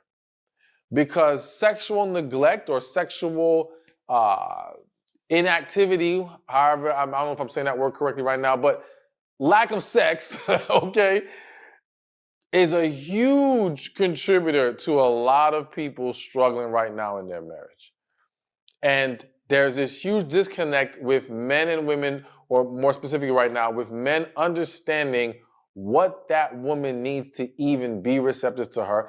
And because the fact is, she never really liked it that much, whether with him or even for some people in general, okay? And that's what not being honest about this is going to turn into for a lot of people. So yeah, you may not leave him, but if you're not willing to lay down with him as often, we still have a problem, okay? So it's important, and not to mention, I want you to get yours. Like I want you as a woman to enjoy yourself in the bedroom too. I don't want you to be in a marriage and I want you to get yours. I want you to get yours.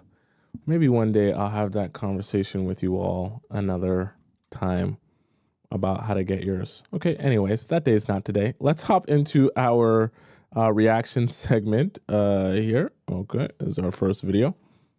Okay, so I just want to start by saying my intentions with this video are not to ruin anyone's life or drag anyone's name through the mud. No, nothing like that. I simply am just wanting to warn other girls about this behavior and also about the situation and potentially help anybody that is also going through this. So I started going out with this guy in May. He was so great, so fun, like just fell for him so fast. We went out a few times and then we're together like all the time after that. We started dating in June and I was just like so happy. He was so great. We had so much fun together. We clicked so well. Like we never argued. We saw eye to eye on pretty much everything.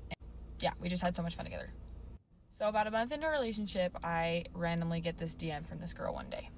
So I read this DM and my heart just sinks. She then sends... Sorry, for the slow readers, let's go back here. Thanks. Hey girl, I think I matched with your boyfriend on Hinge. I was looking through his Instagram and found you. I just thought you should know. I have screenshots if you need them. I'm so sorry. Honestly, this feels like one of our Discord messages. She then sends me a video of these texts. So this is not her, that girl's and her boyfriend's chat on Hinge. Girls with good style. Thanks. I like your vibe. Where are you from? I'm from Long Beach. My vibe? That's an elite compliment. Just made my day. You a Vegas longtime local? Texts that were exchanged between them. Mind you, the first text on July 18th, he was on a trip with my family. So he was going to Vegas the next 2 weeks for work, and Oh, so he got on Hinge to set up the Vegas play. I'm jealous. Sorry, I'm just very nosy. Wow, so long time. I'm not living in Vegas, but I come all the time, so a work thing. she lived in Vegas. Important. So obviously I confront him about this, and he comes over to my house and lies. Like, just lies. He gets emotional with me, says that he's never felt this way about anybody before. He can't lose me. He needs me in his life. Just looks me in the eye, promises that it was not him and that somebody else is using his account, or not account. Chat, be honest. Would you fall for this? No. I'm just be so for real. Literally, really be honest. Do you think you would fall for this? You catch him on Hinge, and it's obviously his profile, it's his picture. Do you think you could be convinced out of off the ledge here from this? Don't lie to me, because a lot of you guys be in my Discord. A lot of you girls, I should say, right? But his pictures and whatever. I wanted to believe him because I just loved him so much, and I wanted to see the best in him, and I didn't want it to be true. So I tried to move past it, and we continued dating. So then a month and a half goes by. He's in and out of town a lot for work, and then we go on a trip with his family. He had been in Minnesota the week before for work. While we were on this trip with his family, I just have this gut feeling, this instinct that I need to look through his phone. So I look through his phone one day. I go to his recently deleted text, which I didn't even know you could do. I just somehow went there. And I see all 5 of these numbers at the top that were deleted from a few days ago, and the area code on them is 651. So I rush on my phone. I hurry. I look up what area code is 651. Sure enough, it's Minnesota. So I undelete these texts. I look through them, and I come to find out that while he was in Minnesota the week before, he had been getting on Hinge and finding girls in the area around him and exchanging very nasty texts with them, asking them. So sexting. We had a message yesterday where a girl met a guy on a dating app, and after a couple of dates or whatever, he said, "Oh, I love you so much that I'm going to delete the dating apps for you." And I always tell you guys, because you guys might not know this, some guys are serial dating appers. So they're actually addicted to the dating app and swiping and matching with people and talking to new people all the time. So the reason I say that is because don't think that you're going to meet a guy on a dating app and avoid meeting a serial date apper, because a lot of them are on there, which is how you're finding them. So it's kind of one of the side effects of dating guys that you meet on dating apps. Some of them might have an addiction to the dating app and swiping and meeting new people all the time. It's actually a sickness. To come to his hotel room, telling them how hot they were, how pretty they were, how they could have so much fun. I kind of block a lot of it out because it's so painful, but so then he comes down, he sees me looking through his phone, and I'm like, "I know you've been cheating on me." He's like, "What? No, I haven't, I promise." I'm like, "No, I know you've been cheating on me. I just went through your phone and I found all these texts with these girls." We go into a room and we're talking for 3 hours. He admits to everything. He admits to the first girl that DM'd me back in July and says that was him. Then continues to tell me that every time he went out of town for work, he would download Hinge and talk to the girls that were around him.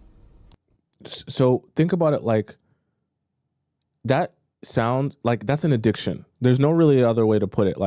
It's not even like the idea that every time he's going out of work, he's downloading the app, like it's as if like he's just waiting, like, oh my God, as soon as I leave here, I'm going to download it and start swiping and start meeting new people and things. It's an addiction. Like that I consider an addiction. When as soon as you do that, you're just instantly like on the app. It's at that point, it's not even cheating because, oh, I met someone and we're talking and we got close. He's just going out and he can't help himself. Like that's, yeah.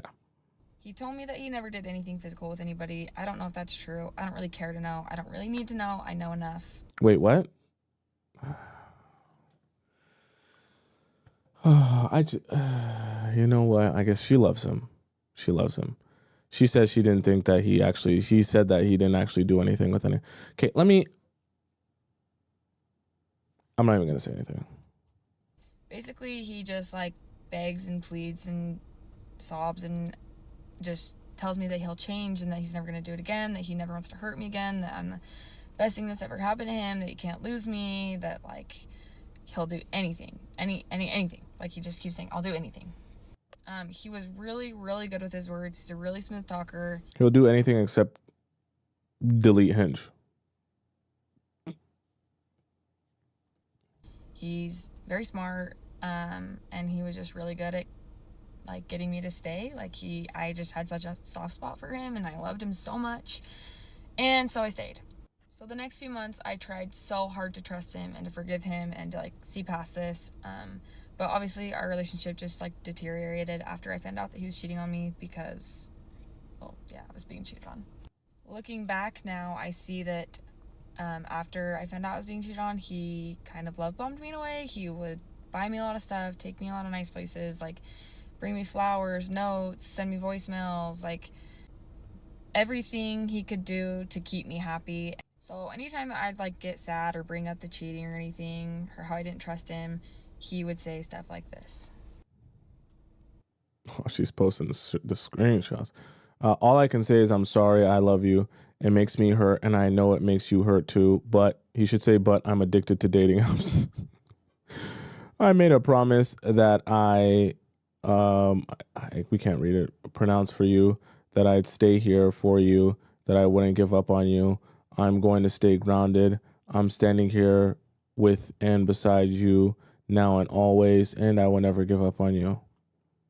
Sounds like a ChatGPT response. Nice. Super sweet.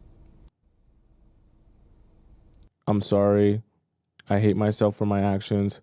I don't want to fix this. I have to. Who types like this? What is this? It's not that I want to marry you. It's not that I have to marry you. It's that I need to marry you. Okay. You also need to be on Hinge, right? Yeah.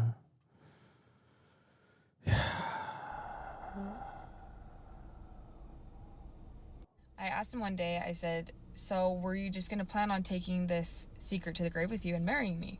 And he's like, well, no. And I was like, so were you? Okay, a little bit of a side note. Whenever someone tells you that they were going to tell you something and they tell you that after you bring it up or you find out about it, just know that that's a lie. There's just like a couple lies that go around, and happen in life and in relationships that maybe if you haven't experienced that lie yet, it might be a time where you really want to believe in it. I'm here to tell you, as an experienced person in life, it's always a lie. Okay. Anytime someone tells you they were just about to tell you, or they were waiting to tell you at dinner, or they was never going to tell you. Okay. Because the best time to tell you is to just tell you. And anytime they say they're waiting, they were just not trying to tell you. Now that you caught them, they're going to tell you how they was going to tell you. They weren't going to. It's okay though. Were you going to like come clean eventually? Were you just going to break up with me? And he's like, yeah. I'm like, word. Basically promises me he's going to be in my life forever. He's going to take care of me. He's going to love me forever. Then, like 2 weeks ago, comes to my house one Saturday night. Everything was totally normal, totally fine, and just breaks up with me. He's like, step no. So I used to date this guy that okay, so I... The truth is, all. Okay. I'm sorry. Oh my gosh, stop doing this. Okay, so... Sorry, it's just so jarring. I wasn't expecting the story to go that way. Were you just gonna break up with me? And he's like, yeah. I'm like, word. Basically promises me he's gonna be in my life forever. He's gonna take care of me. He's gonna love me forever. Then, like 2 weeks ago, comes to my house one Saturday night. Everything was totally normal, totally fine, and just breaks up with me. He's like, I'm not happy anymore. I don't think that we're a good match anymore. A good match. It's funny. And we need to break up. And he's like, do you have any questions? And I'm like, is there somebody else? And he's like, no. And I'm like, okay, then leave. And we actually have not talked since. So yes, he did break up with me, and I was so confused because he made so many promises that he was going to be there forever and stay by me and love me and protect me, and then he just came and dumped me out of nowhere and showed no remorse. I mean, it's not out of nowhere. There's a reason. He's just not telling you the real reason. I've just never felt so Chat, what do you think the real reason is? betrayed in my entire life. I literally did not tell a single soul about this until a few days ago, and I just, like, it was eating me alive, and I went and I told my family, and they were like, you can't keep this a secret. People need to know because some other girl I wouldn't say people like TikTok needs to know, but whatever. might get in this situation. This was definitely a lesson learned. Wait, People what? need to know because some other girl might get in this situation. This was definitely a lesson learned for me. So girls, be careful. If you feel like your boyfriend is being shady or he has done something and he promises he's going to change, leave, because it's not worth it. It's so painful, and like the trust issues now are just like through the freaking roof. And I also just want to end this video by saying I am not here to like hate on him, just want to make this a known thing, and he has so much potential to be so amazing, and I hope that he uses that. And I hope You probably won't. Unfortunately. Sad, but happens a lot. We see it every day in our Discord. Maybe and hopefully she'll learn from this as well and grow from this, and then in the future she will be able to more see signs of this, because I can see, this is the thing. I'm never a victim blamer, but I do know enough about life to know that people don't just present themselves as bad people for the first time 1 or 2 years into a relationship. There's usually a lot of signs that will happen from the very beginning that this behavior will become an issue. But when you really want to like someone, you really want it to work out, a lot of times you'll overlook those things. And you know, we all fall in love and we all want to kind of look the other way. That doesn't mean you're a bad person, but getting smarter in terms of dating and more intelligent in terms of dating is understanding, what am I seeing now from this person, and how will that manifest itself in our relationship 2 or 3 years from now? Are the things that I'm seeing right now going to make our relationship unsustainable? Asking yourself those questions and answering those questions truthfully will also help you avoid a lot of that heartache and dodge bullets. So I used to date this guy that I was so down bad for. I was absolutely in love with, obsessed with him. Like, I threw my morals and values out the window when I was with this man, because I would have done absolutely anything to be around him and to keep him in my life. I don't know why. Still to this day. Why are all the videos being sent in today for people who are down bad extremely? Can't really pinpoint why, but I was so convinced that we were absolutely soulmates. I was obsessed. I cannot express enough. I have never in my life felt that mentally insane over a man before. It was so bad. And there was this one point we got into a huge fight, blocked each other on everything, no contact, stopped speaking. I would still occasionally drive by his house, okay? We lived in similar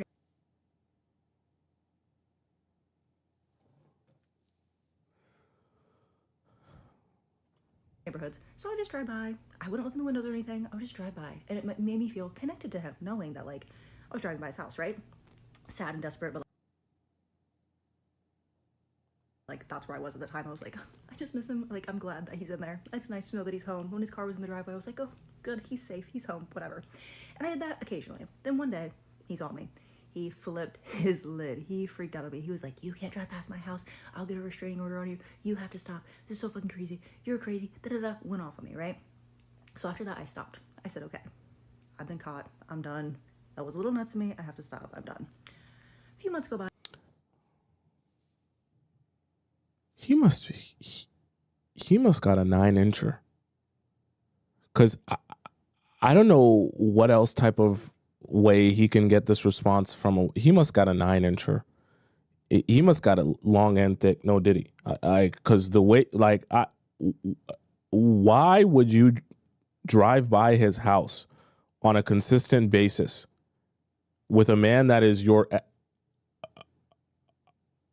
I can't even believe she's sharing this with the internet. I don't know. Wow. Go by, of course, he texts me, hey, I miss you, can we talk? Like, I would like to talk to you. We didn't end on good terms. Like, I just want to chat. I miss you.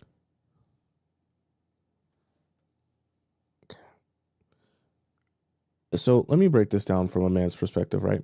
If I have an ex and, you know, let's say even in my mind, I'm like, you know what? I put it down on that girl. I made her crazy because I'm just a man.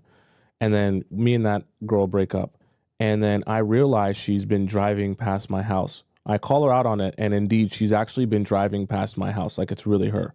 Now, instantly, I know she is down extremely bad. And if I ever get to a place where I'm lonely or horned up, now immediately I also know someone who is that down bad will never say no to me. So anything I say to her, she will immediately jump and do it. Now I know, I'm just telling you this honestly, this is a man's thought process. I know I actually have a slave here, like someone who can be a slave to me. And I mean, any whim, whenever I want, however I want it, she will do that for me. I can date a new girl, she'll still be there for me. I can talk to multiple girls, she'll still be there for me. I can call her up at 4 a.m., she'll be there for me. I can ask her for a ride. I can ask her to get me an Uber. I can be drunk as F and, you know, go and crash at her place. Like, I'm talking about a new level of low where you're not even seen as a human being. You're just seen as a resource, a slave, like literally.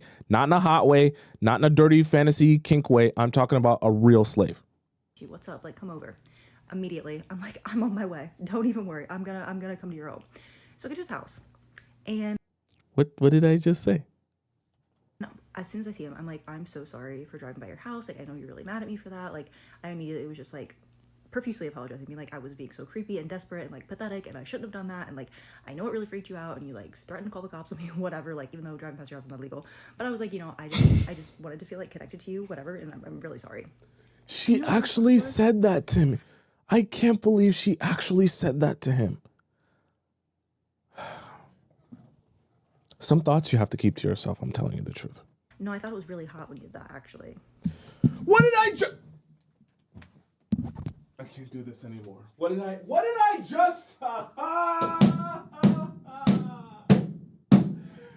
did I just say? What did I just tell you all? I have not watched this video ahead of time. What did I just say? I am a man. I know how men think. Okay? I know how they interpret things. You all might be thinking, oh boy, he's never gonna mess with her again. Oh boy, she showed him how crazy she is. He never going, nope. What he's thinking is perfect. I can use her as a slave. If I open my butthole and ask her to stick her tongue inside it, she will stick her tongue in my butthole. He now realizes he has a nasty, dirty slave on his hands. It just so happens to be his ex-girlfriend. I'm not dissing her, but I'm just helping to all of you to understand this is how men think. This is exactly why he went about it this way. And he even went as far as saying it. Okay? Because in the midst of actually having a girl drive by your house, you're like, you're a crazy idiot. Why would you do that? So he calls her out. Then he thinks about it. That girl is so effing crazy. She must be down extremely bad. Damn, she must be driving by thinking about me every day. And I'm telling you this, as a man, this is how his mind is going. Now he's laying in his bed. He's wanking himself off. He's like, that girl is down so bad, so desperate. She would probably suck the skin off me. Oh my God. And that's what he's fantasizing about while he's nutting. I'm telling you the honest truth. Like, you guys think I don't understand how guys think. Maybe because we hang out too much. This is how guys actually think. I'm going to rewind it. Some of you guys saying rewind it. Not legal. But I was like, you know, I just wanted to feel like connected to you, whatever. And I'm really sorry. And you know what his response was? No, I thought it was really hot when you did that, actually. She was driving by his house. At first, he said, don't do that. You know, I'm going to call the cops. Da, da, da, da, da. I told you guys before we even got to this point, what really happened, I'm going to call the cops. But he also thought to himself, I have a slave on my hands, that she will do anything for me. I said, what? He was like, no, I mean, I had to be like, stop, you're being crazy. But like, it was kind of hot knowing that you were like that upset and like wanted to just like be close to me, even though we weren't talking. Like, I had a lot of power in that situation. Like, it was really hot that you did that. When you stopped, I was kind of like, oh, I didn't think you were actually going to stop. I said, you said You have to understand, men, they wank to power. Like, part of the fantasy for men also, or the kink, if you want to call it, is power. To have so much control over another woman, over another human being, that she will do anything. So the driving in front of the house just to see what's going on, that is so desperate that it becomes like a fantasy. Wow, I have that much power. You will do anything. If I ask you to suck my toes right now, you'll do it, won't you? You're that desperate. And that becomes part of the fantasy. If I tell you to, lick my butthole right now, you'll do it, won't you? you call the cops on me. He was like, yeah, I had to say that because like it was crazy. Like, you should have stopped. Like, it wasn't good for you to be doing that, right? Like, it wasn't good for you. And then I was like, oh, you really care about me. Like, you wanted me to stop doing something that you knew was bad for me, even though you liked it. Like, I wish I would have known. He was like, well, if you knew, you would have kept doing it. I was like, yeah, but didn't you want me to keep doing it? He was like, yeah, but like secretly. I wanted you to like feel guilty and bad about it. It's so, oh my God. It's a fantasy. What I want you guys to learn from this, let's let her finish. Like, what is going on here? And if that doesn't sum up like the type of relationships that I have been in, I don't really know what else does. So I used to date this guy that I was so. What I want you guys to take from this is a clear example that going crazy on men doesn't do anything for you but turn them on more. So when you go crazy on them and you're thinking that you're actually helping yourself or helping him stop doing the thing or see that as a problem, all it's doing is serving his fantasy more of how much power he has. And the crazier you can go, more unhinged and off the hook you can go, the deeper the fantasy goes, the more of a kink it'll be for him. I guarantee you, first of all, she didn't finish it. So she probably didn't finish up the part where they have sex. Okay. And she probably did some real nasty stuff to him that day. But the other part of that is, I guarantee you, after she drove by his place, he probably had the best wank sessions that he's ever had in months because of his ability to then fantasize of his own power over her for driving by his house.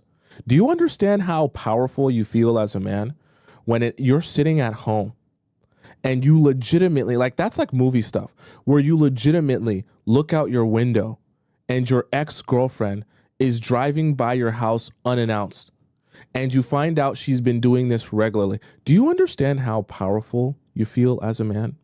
How unstoppable you feel as a man? You wouldn't believe the feeling of immense power and confidence you get from knowing that it's not, oh, it wasn't in my imagination. It wasn't like, oh, someone that had the same car. It's legitimately my ex-girlfriend driving past my house just to see what I'm doing, just to check up on me.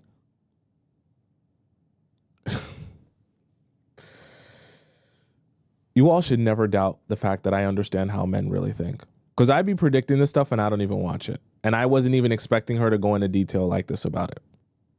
Step number one to getting your game up is you need to smell nice and you need to look nice. So if you need to invest into some perfume, I don't give a fuck if it's Bath and Body Works. I don't give a fuck if it's Bed Bath and Beyond Works. I don't care what it is. If it smells good.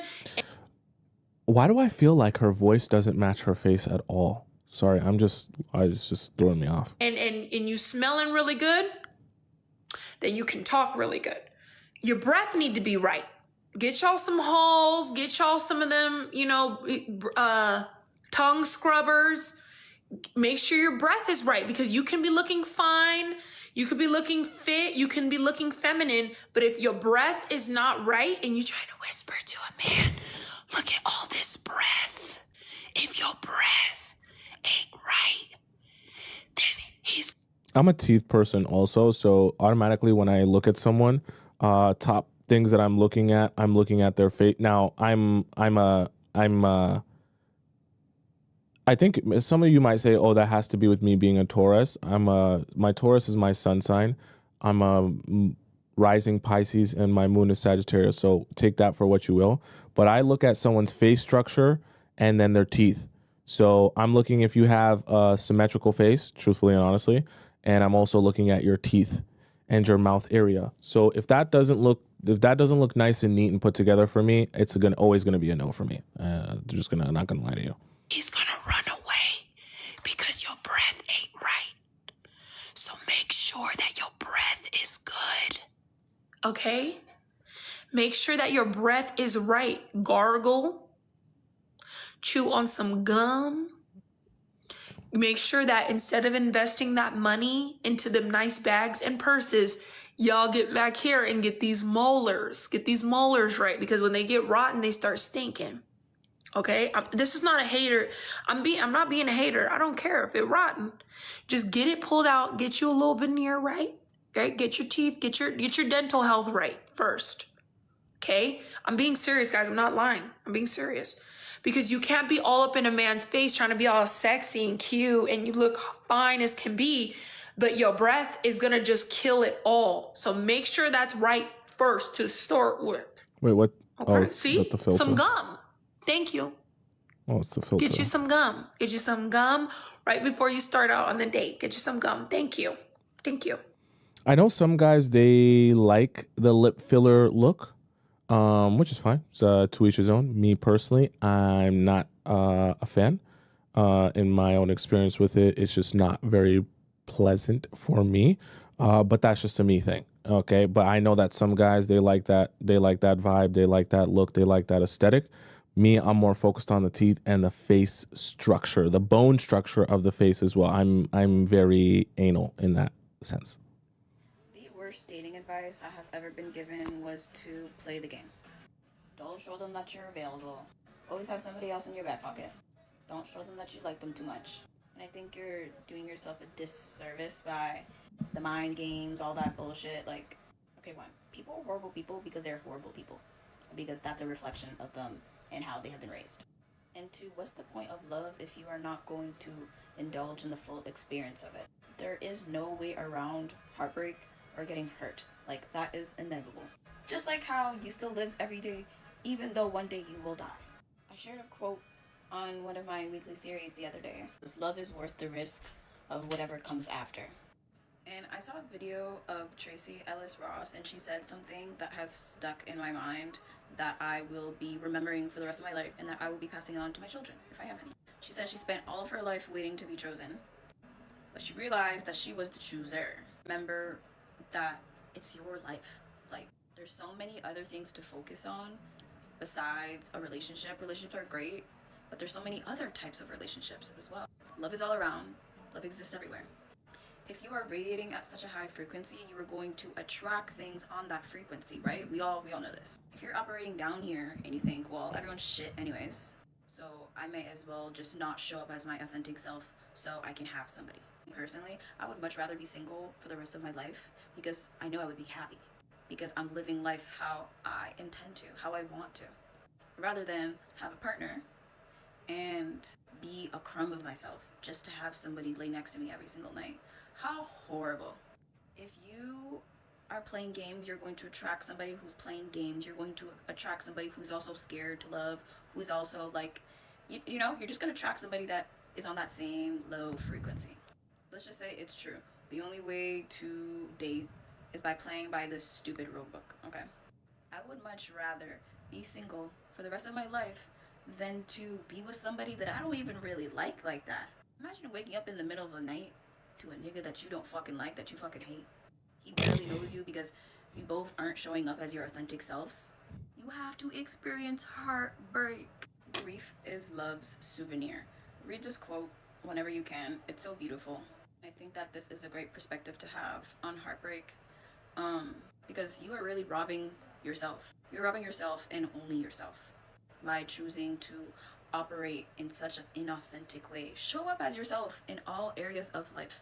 If somebody thinks that the way you love is too much, then they aren't your person. Okay. This. Okay. I.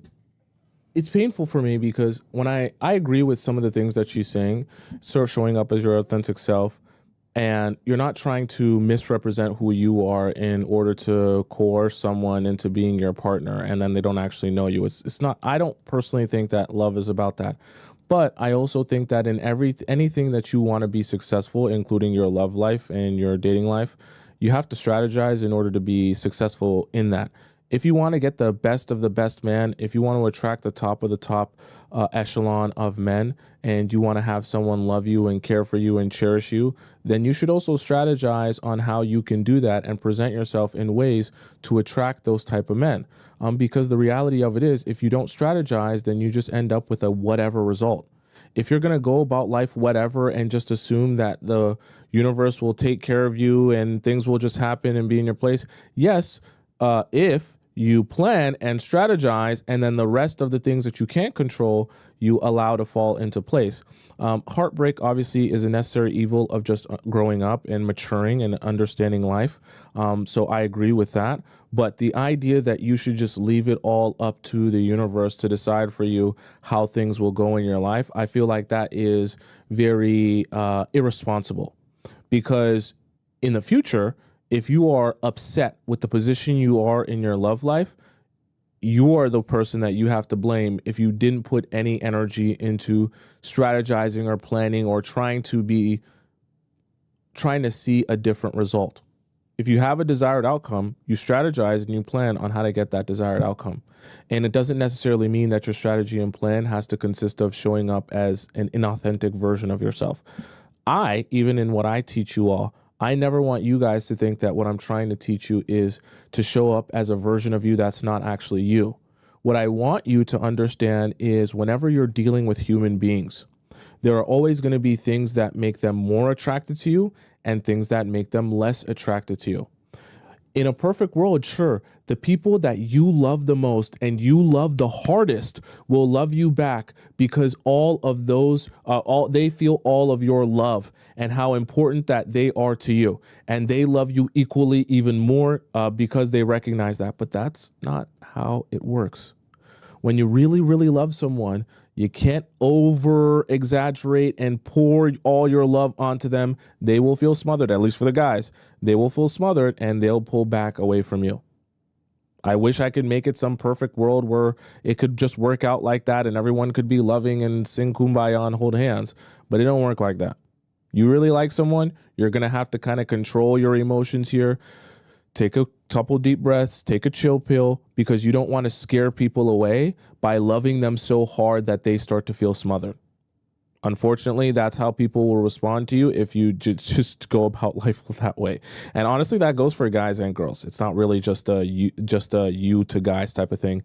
If guys came to you and they did that as well, and they smothered you with love, and they made you feel like you can't even breathe because of how much they're showing up as their authentic self, it don't matter how authentic they're being or how cool they are, you would say, no thanks. I don't want to be with you. This feels weird. Okay? It doesn't mean you're a bad person. It just means that's just not how we work as human beings. We don't like to feel smothered by people's love. We like to feel the ability to love someone else. Okay, and so in order to love someone else, you need some space emotionally to love that person. If you have no emotional space to love that person, you're going to feel smothered. You're going to feel very unattracted to that person. Okay, all right, chat. Let's hop into our final segment here. I've seen some of you so hungry and thirsty for this part of the show. We're getting into it right now. So for those of you who know what's coming, please spam it up in the chat. It is indeed that time. For those of you who are unfamiliar, I'm going to explain to you what's happening right now because it is a special time. It is an amazing time, and it is a time where you're definitely going to laugh and cry. Probably both today. All right? Don't look at your clock. Don't look at your watch. Don't look at your phone. Don't look nowhere else in your entire home. If you don't know the time, I'm going to tell you the time.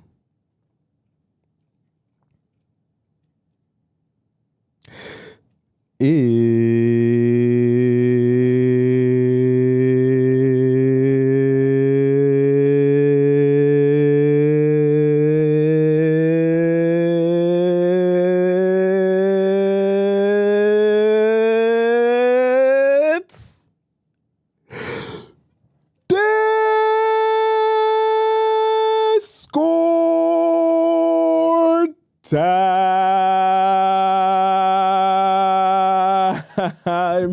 Yeah, okay, chat. Let's hop into our Discord segment of the show. For those of you who have no idea what that is, I'm going to explain this to you right now. Okay, so Discord times where all the amazing members of our Players Club Discord community get an opportunity to ask me a question about their relationship or their situationship, and what the hell?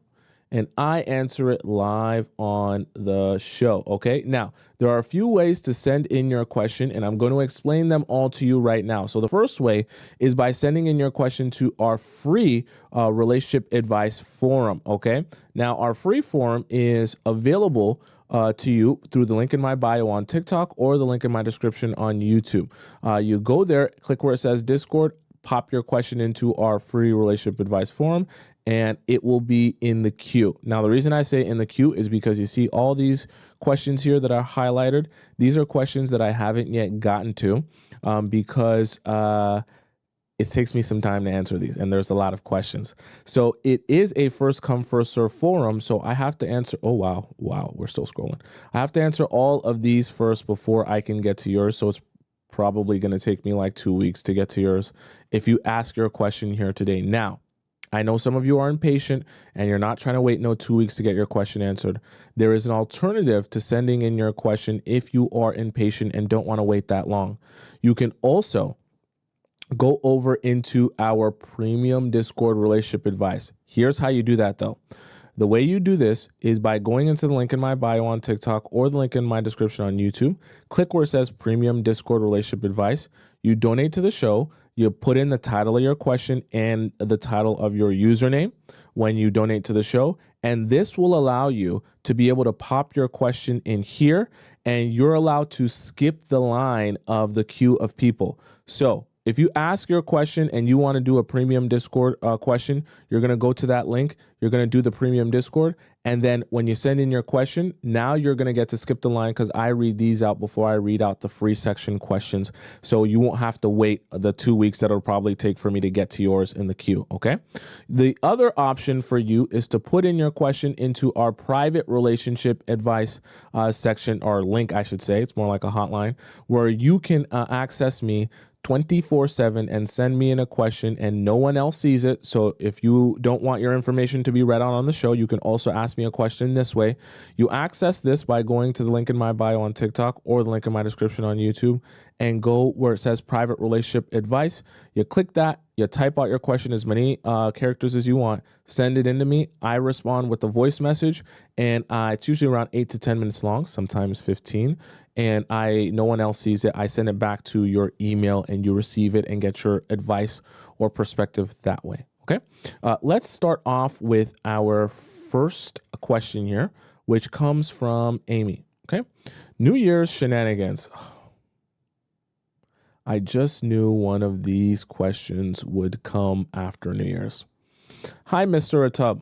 Wow, so professional of you. I am 21 years old. We will be discussing a group of me, a 25-year-old Kylie, a 24-year-old Nicole, and a 23-year-old Olin, a 28-year-old Cameron, a 27-year-old Don, and a 29-year-old Daniel. Okay, so you give me the whole group.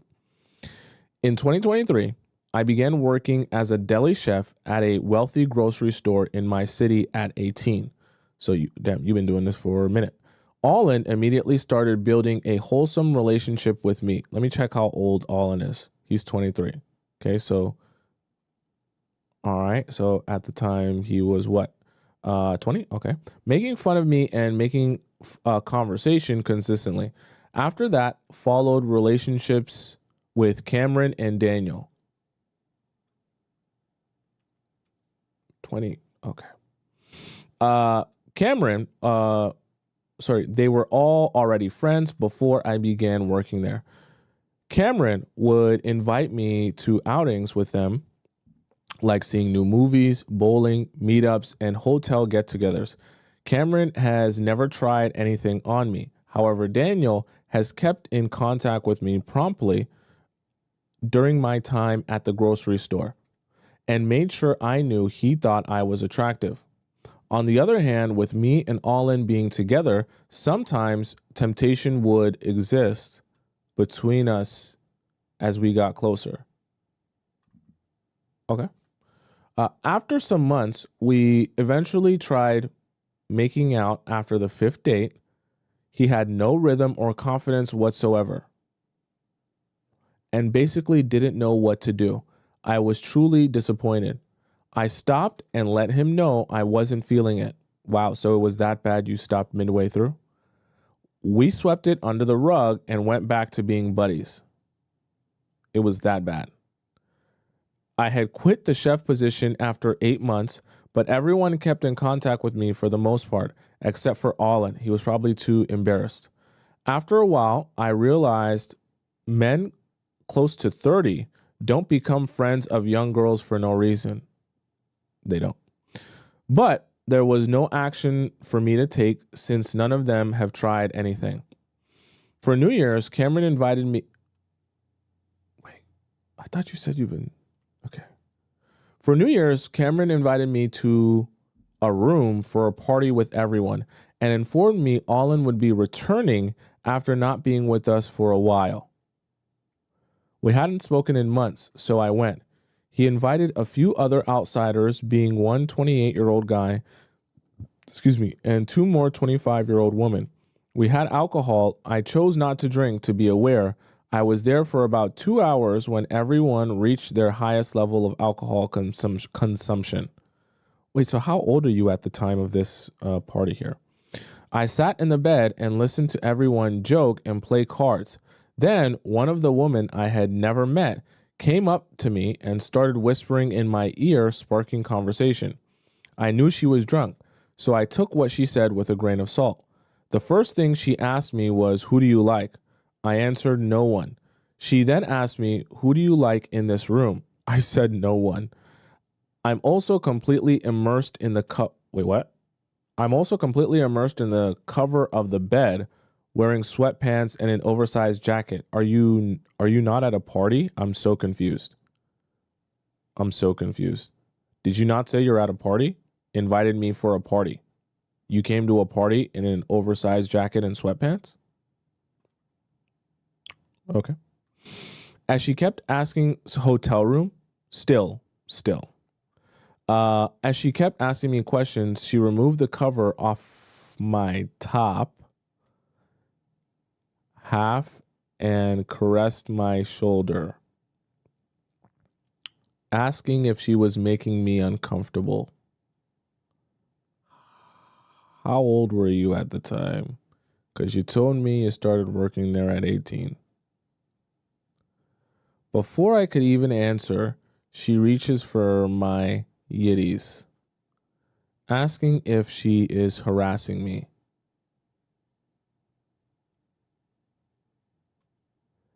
Then goes on to say, "Just let me know, 'cause I'm on whatever timing you on."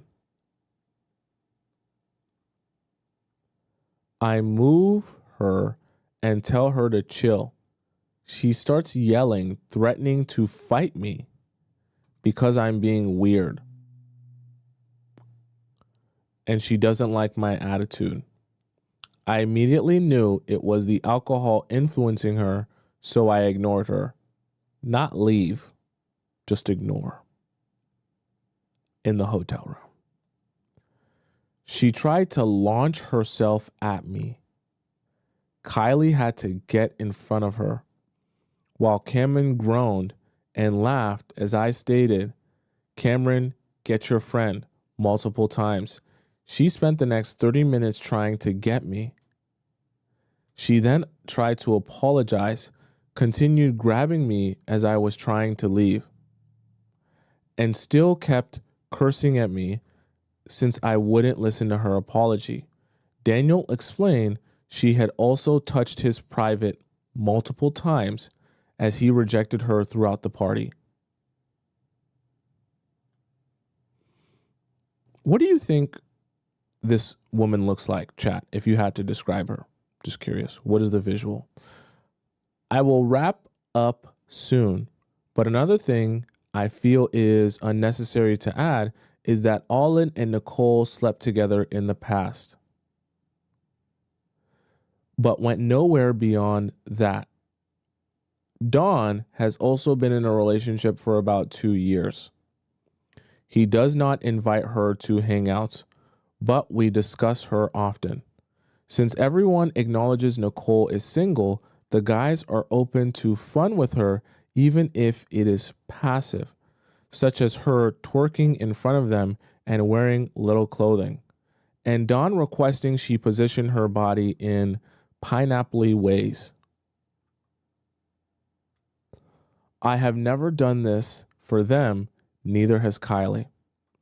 Cameron apologized to me for the inconvenience and explained that the only reason he invited the woman was because they had just got back in contact and he wanted to be nice, and he had never seen that from her before. I was wondering what my next steps should be in terms of participating in this friend group any longer.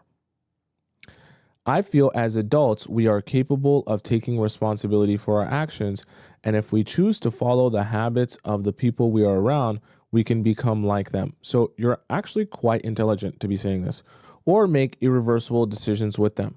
However, I feel like this is a group where I'm given space to make my own decisions. But I feel like if I was really an important part of the group, Cameron would have dismissed the woman after the first offense before things escalated unnecessarily. Instead, he was too drunk to regulate the situation and investigate. As a result, he let her stay until he sobered up and took her home afterwards. I'm 21. This took place last week. Thoughts? Okay, so thank you for squaring that up. I'm going to answer this by giving you a small little just story of myself to help you understand how I actually know how this ends up. I was once in a friend group like this, where everyone was cool with each other, and we would meet up, have fun, vibe, drink, whatever the case may be. And everyone, let's just say to keep it tamed, enjoyed each other. I'm not going to go into too much detail. Everyone enjoyed one another. All right. And there could be considered a lot of shared memories in that friend group. Okay. Everyone's enjoying themselves.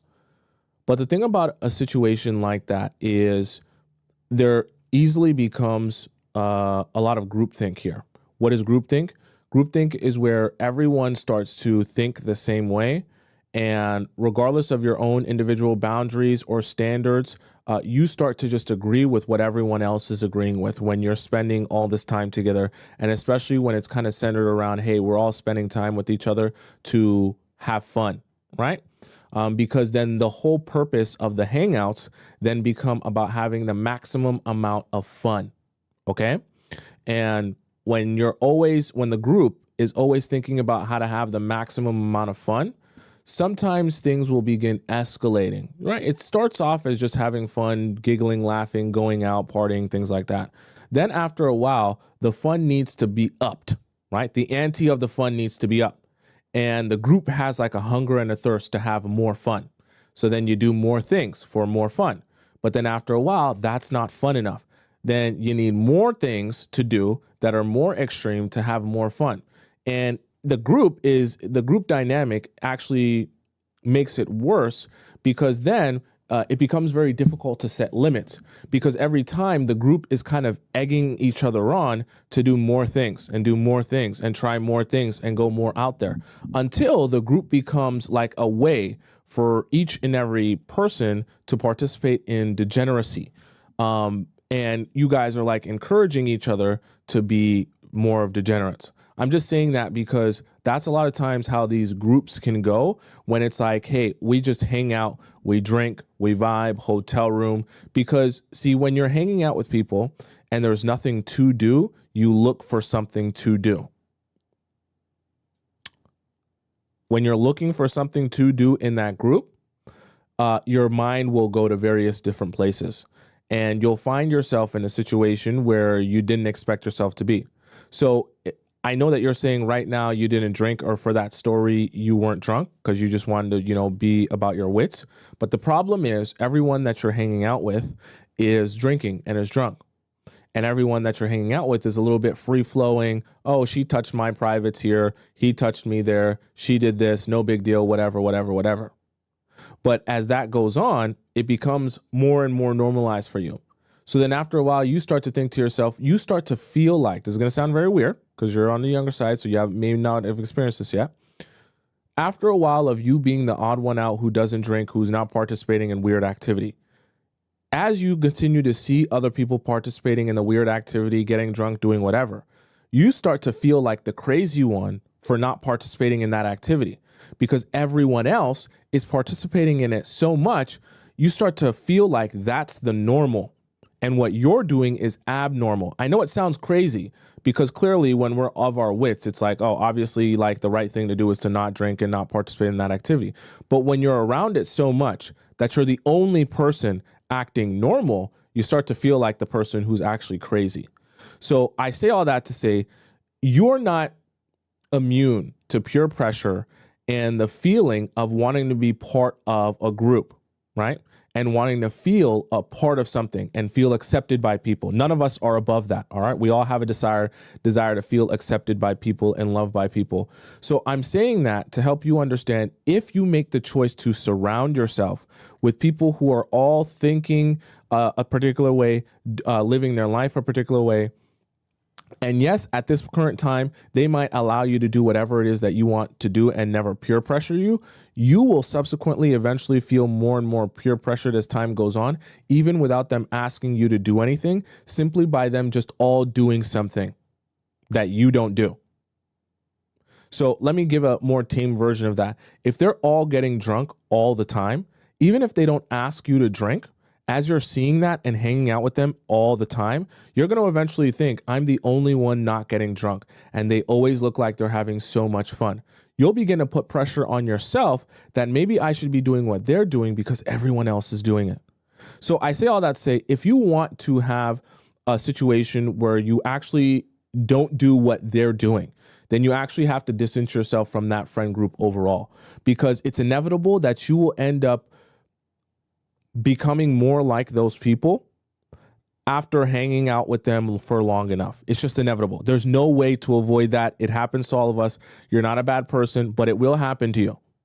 So if you really want to make a choice to better yourself, then you have to completely remove yourself from the friend group. I know it's painful and you're probably going to have to spend some time finding a new group of friends, but it's the best thing you can do, because I promise you, talk to me back in 2 or 3 years, you will be very, very similar to that group of friends that you're spending a lot of your time with.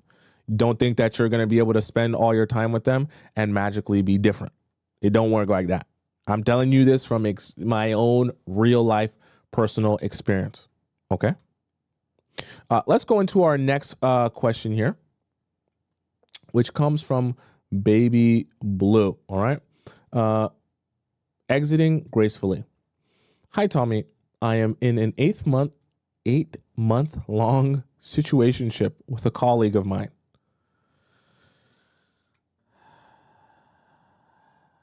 Since he's been inconsistent and unserious about us, for example, said he's going to call me this past Friday so we can schedule a date for the weekend. Then never calls. Monday evening comes, he texts to say sorry for not having called and says he was very sick. Canceling plans last minute, not initiating any contact for days on end. I mean, situationship, right? I am forced to put an end in order to to make myself avoid seeming desperate. I hope it's not too late for that. Been really trying to follow your advice, except for the pineapples part. It's never too late to grow some self-respect, but you're definitely not going to be able to do it with that guy. My question is, what's the best way to exit the situation in the most graceful way, given that we're colleagues and come across each other about once a day? Ghosting is not really an option in our case, so what should I do? Is having a conversation about it a good idea? And if so, what should I say? I'm really heartbroken over this, and over how this is the first guy that doesn't proactively pursue a relationship with me and isn't trying to get me to commit to him when I actually really like him and I've grown attached to him. What is the best strategy to save my dignity, and what should I communicate before walking away? It sucks having to still see him in the hospital we work. Oh, you're nurses. Of course. He's a nurse like me, and it can be a huge trigger for me. We've broken no contact due to this in the past. P.S. In retrospect, I'm searching for answers and an explanation on the following. He's single, proven. Okay, I like that. And 27 years old. Why would he want to have pineapples with me only about once a month, as we have been doing? We've been going out on many dates that don't end up with us being intimate physically, only emotionally. He's expressed how attached to me he is many times, but he doesn't pursue pineapple-y intimacy as much as I would expect. I've met his mother, his sister, oh boy, his best friend. He's been inviting me on trips, been sharing deeply personal stuff, and shown me vulnerable parts of himself. However, his communication with me was never consistent and did not seem intentional at all. I see how this can be confusing for you, Baby Blue. Let me break this down for you. So let me answer this last question first, then I'll answer how you're going to go about removing yourself from the situation. So a situation like this happens simply because guys, they might know what they like, but they don't know what they want. So I know it sounds weird. Even though guys can identify, I like you, I like your vibe, I like going out with you and spending time with you. For a lot of guys, they don't have clear enough direction in their life where they're able to say, I will invest my time and energy into you for the end goal of dating you. So they date you for the convenience of just their short-term happiness. In this case, his short-term happiness is to take you out on dates when he feels like it, to sleep with you, once a month, and you guys have pineapples, when he feels like it, and that makes him happy in the moment. You go out on some dates and you're intimate on some, but sometimes you're only emotionally intimate, right? So it really just depends on how he feels that day. He's expressed that he's attracted to you because that's how he feels sometimes. But then also other times he doesn't really pursue you that much or communicate with you or be consistent with you because that's also how he feels. So what this strikes me as is a guy who is literally just going day by day on how he feels on that day. So some days he thinks of you and he calls you up and he chats with you and he takes you out on a date because he wants to spend time with you. Some days he's not really thinking of you, and so he doesn't bother you or bother talking to you. The reason I say that, though, is because this strikes me as a guy who just doesn't have direction. He literally just goes by how he feels on that day. That's not going to work for you or for a relationship with you because he doesn't have any real intention here to grow anything. He just goes by however he feels on that day. So if one day he likes you, wants to spend time with you, he'll do that. If another day he doesn't like you, doesn't want to talk to you, spend time with you, he won't do that. And all of this behavior, I know it's very confusing to you, but this sporadic behavior should also communicate to you that he doesn't know what he wants. Because he's not talking to you, and then he's also introducing you to his mother. That makes no sense. He's introducing you to his sister, and then, he's not actually building a relationship with you. Like all of this stuff, and I get it, why it's super confusing to you, but that should be communicating to you all the ways why he has no idea what he wants. And he's very, very confused in terms of his relationship and what he wants out of a relationship, and even the type of woman he's looking for in a relationship. Because if you identify a woman that you actually is who you're looking for out of a wife, then it becomes very clear to you what the next step is, which is to grow that relationship with her. Now, if the girl that you're dating or seeing isn't who you're looking for to make a wife out of, then you just play around, mess around with her, and you don't introduce her to your mother or your sister. But he's kind of stuck in between because he hasn't even thought about what he wants. Absolutely not even a little bit. So my advice to you is definitely indeed to leave him. Get the F away from a guy like this that has no idea what he wants, because he's never going to provide you with any clear direction or clarity at all in general. My advice to you in the way that you should do that is because obviously you work with him. So like you said, you can't just ghost him. You tell him, you can send him a text. Hey, we need to have an important conversation.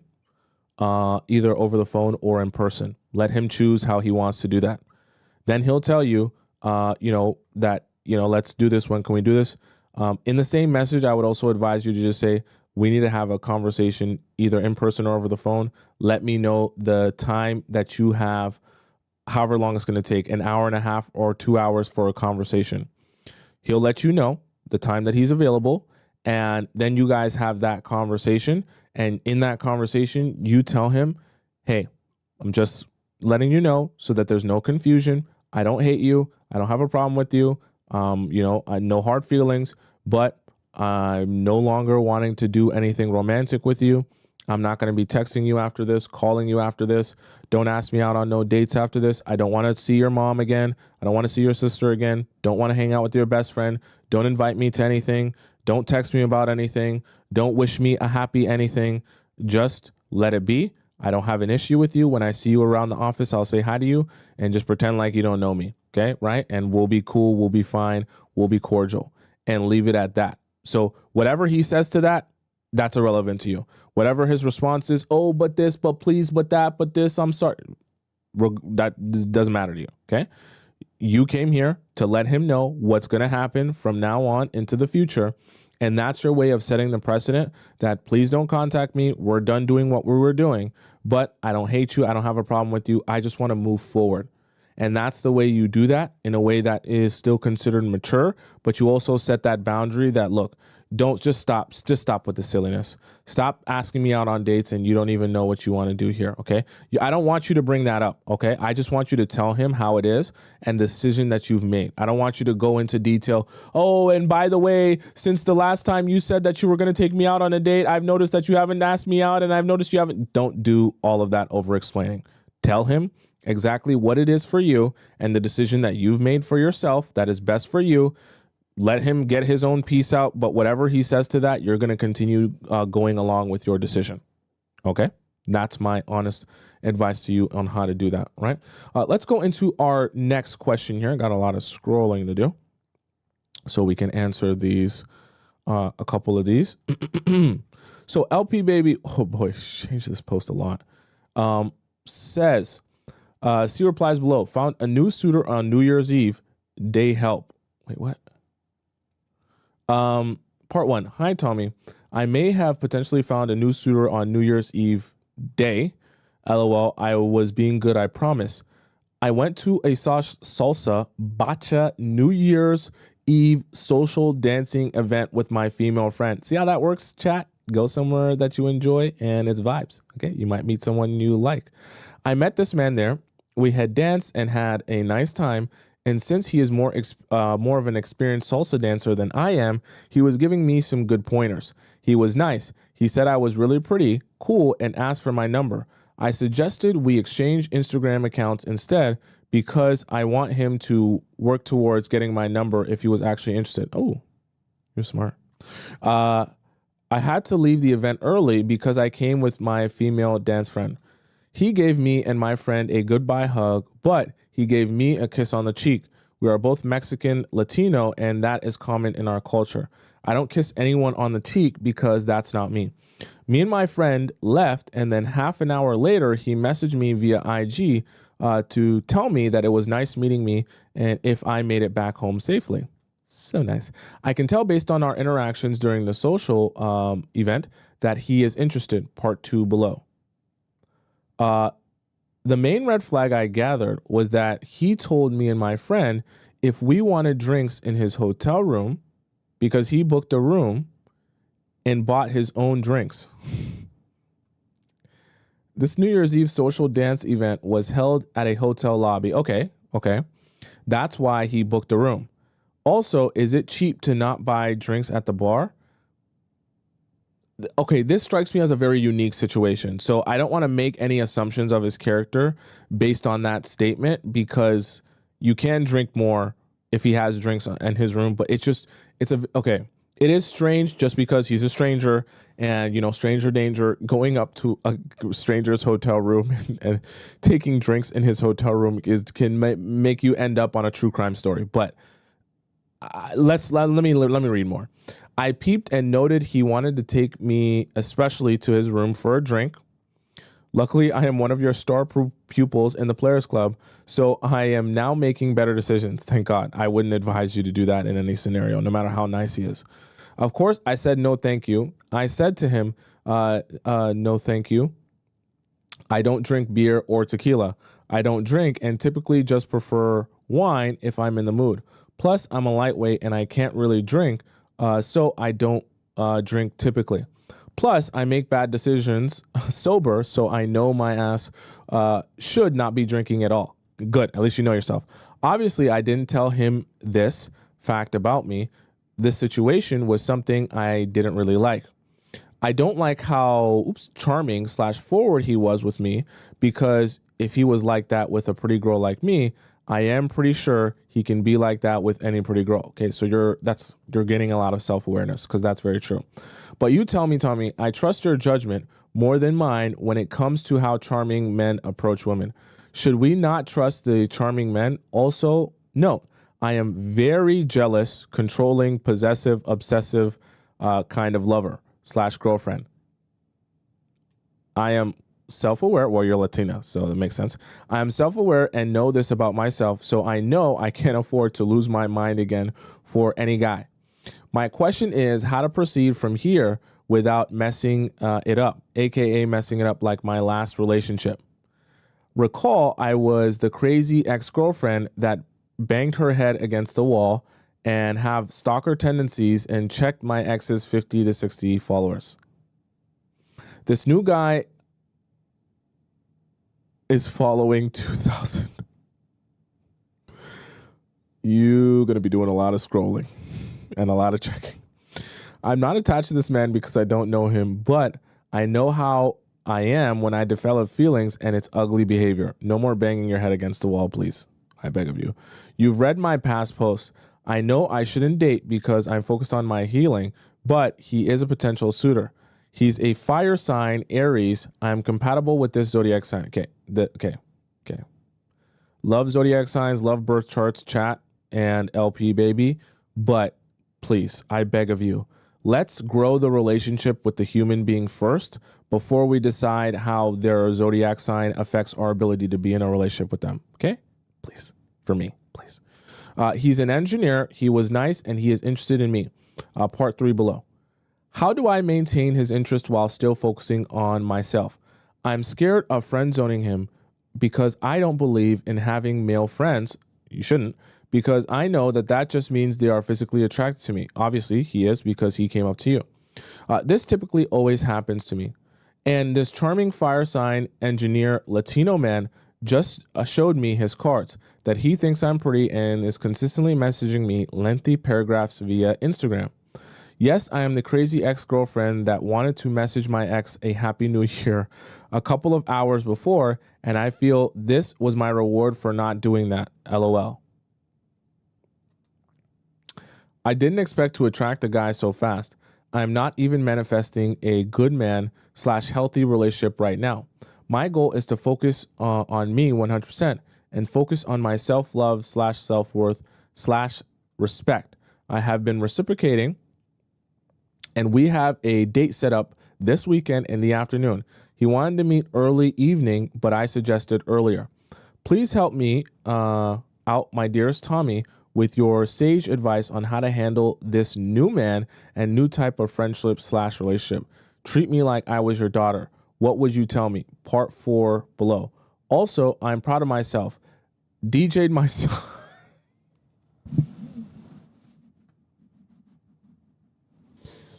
Sorry, I wasn't expecting that. I'm proud of myself. DJ'd myself before and after this event. For those of you who don't know what that means, this is how you DJ, right? So what would you be doing this motion for? All right. Tommy, you are a real one for this advice. I am able to have a little bit of clarity. You rock. I must say, even though I DJ'd myself before, my Squirtle was still squirtling a little bit after interacting with this charming man. You are Latina, you said, right? Right. You know what you are speaking about. You said in an episode that charming, assertive men that have the courage to approach women will get the squirrel squirtling, and that's exactly what happened. My microwave quiet, shy, radio silent, bad hygiene, hardcore gamer boyfriend rarely made my squirtle lubricated like that. My ex made my squirtle tingle once, maybe twice during our entire relationship of under 2 years. I will say that I am attracted to this person when I was excluding happiness and being, when I was exuding happiness and being myself, dancing with my girl pal in the middle of the dance floor.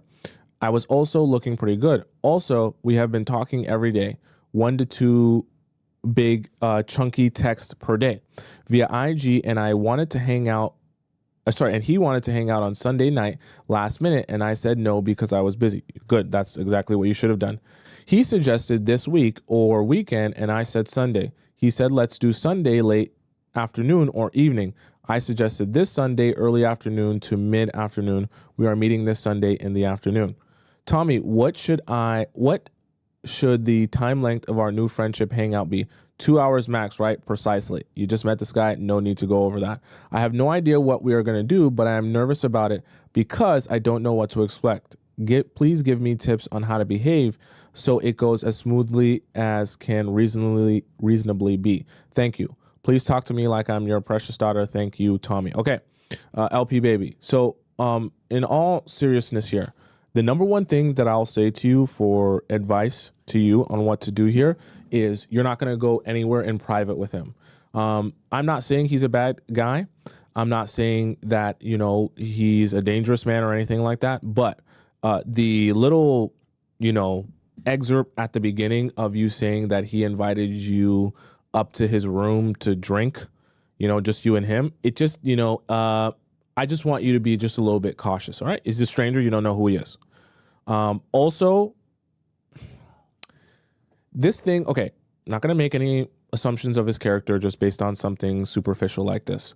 But if you're telling me he's following 2,000 people, I'm curious how many people are following him. Is his account following 2,000 people and he's got like 200 followers? If that's the case, I just want you to be very tamed in your approach here. I know he sounds like a good guy so far, and he's giving you some good energy, which is good. But you don't know who this guy is. You don't know anything about him. And I just don't want you in a private setting with him yet. I think there's plenty of opportunity for you guys to go out to places that are public with lots of people around, lots of vibes, that isn't in a private place, okay? You said he has 800 followers? Okay. I'm just saying that because I want to get an idea of his vibe, okay? Someone that follows 2,000 people has 800 followers. I get a certain type of vibe from that. You also didn't mention how old he is, all right? But yes, that's the number one thing I would say. Please, no privacy. Okay, so I would also advise, don't let him pick you up. If you got to take an Uber, that's fine. Just for at least this first date and the first couple of dates, get there on your own, leave on your own. Don't let him come to your house. Don't let him see your house. I know I'm being extra cautious here, but let's just feel the vibes out. Let you at least go on. You said he's 34 and I'm 33. Okay, let you feel the vibes out, right? You meet up there, right? Great when you meet up, get a feel of his vibe. If you sense more things that are a little bit puzzling to you in the way that he talks to you or the things that he asks you, then for sure, the next couple of dates, you're not going to go back anywhere private with him. But use that, at least that first date, to really feel the vibe out. So my other piece of advice to you is obviously you're going to make it 2 hours. That 2 hours should be jam-packed with you asking him questions, okay? I'm not saying you got to be super forceful. You can stay in your feminine while you do that. But I want you to ask him a whole bunch of questions. He's 34, right? So this is a great opportunity to ask him what his past relationships have been like. Ask him. So this is a great way to be like an icebreaker. You met him at the dance place. Now you can ask him, how long have you been going to the dance place? What brought you there? Have you ever gone to the dance place with anyone else? Once you start asking that, then you can start saying, oh, you haven't brought anyone else? Why? You haven't found someone you liked. You've never approached anyone. You've never, had someone who shared that interest in you. Then you can start leaning into the conversation of past partners and relationships. Maybe dancing is a passion of his or a hobby that he really enjoys, right? Then you can start getting an understanding of that. Has he had past partners that have enjoyed that or shared that interest with him? Start talking about that. What I want you to walk away from that first date of a more detailed understanding of who he is and what his life is, right? And based on his Instagram that you've already searched, which has 2,000 followers, you should be able to corroborate a lot of what he says based on what's on his Instagram profile or his other social profiles. Right now, you're in the stage where you've met a stranger. So you're still trying to make sure you're able to corroborate stories that the stranger is telling you, because obviously he can present himself as anyone when he first meets you. And so part of your safety is ensuring that he's telling you the truth. So you're not going to be, a federal investigator when you go on this date. You want to bring some feminine, bubbly energy. Ooh, you're so interesting. Ooh, I want to get to know you so much. But in the process of this, you're taking in information that you're later going to see, can I verify this? Or is this not making a whole lot of sense, right? Because you don't want to go out on the date and just allow him to fill the 2 hours with, you're so beautiful. Oh my gosh, you're such a lovely Latina. Oh my gosh, I haven't stopped thinking about you since I met you that day at the dance. And when I seen your body and when I seen your face, don't let him fill the date up with that talk. It's useless to you and it doesn't help you better understand who he is, which is the real information that you need from this 2-hour date. That's once you go back, see if you can corroborate some of the things he said, and then rinse and repeat for the next 3 to 4 dates, just of you meeting him there in a public place, gathering information for that 2 hours, have your fun, drink, eat, try not to drink alcohol, but, drink, eat, get to know him a little bit more. You can share obviously a little bit about yourself, but you don't want to go on rants, right? Definitely don't talk about this past guy and you're banging your head against the, please. When you share the stories and you talk about the ex, you don't have to avoid the conversation, but please just share it as an experience that when you recognize this wasn't for you, you knew that you needed to move forward and he never again has access to you, okay? I want you to recognize the experience with him as an experience where you understand what went wrong and you understand that that's not at all something you will ever tolerate in the future of your relationships, okay? But I don't want you to start talking about you were banging your head against the wall and you're bleeding and you're acting it. Please don't do that, okay? And then you're going to rinse and repeat for the next 4 dates, 2 hours maximum, okay? Let's go on to our next question here. Let me scroll, okay? Our next question was from LP Baby, but I'm not going to skip you because I don't like you. I'm going to skip you to give someone else a chance to get their question answered as well, because you did just get a question answered, okay? So I'll come back to that tomorrow. Simple situation from a former self-sabotager, only changed because of Tomisin. Thank you.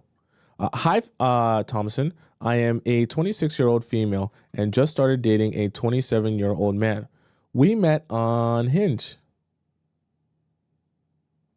I'm weary of his age, as I usually don't date men 3 years older. As I usually date men 3 years older. Okay. The difference between 27 and 30 is not that drastic. Okay. I get scared that men around my age may not totally be mature. Like I said, the difference between 27 and 30 is not super drastic. We have been getting to know each other for a month now, maybe 2 by the time you read this. Is that a diss? I see him making efforts to talk to me every day. He calls me, but I'm not as emotionally invested because I only bond when we hang out in person, which I know you teach us. Definitely do. We met twice. It was great. Then his family came from across the world to see the U.S., and he's been with his family for the past 2 weeks and has been unable to see me. That's fine. He's with his family. We tried once, but I had prior commitments, so it didn't work out.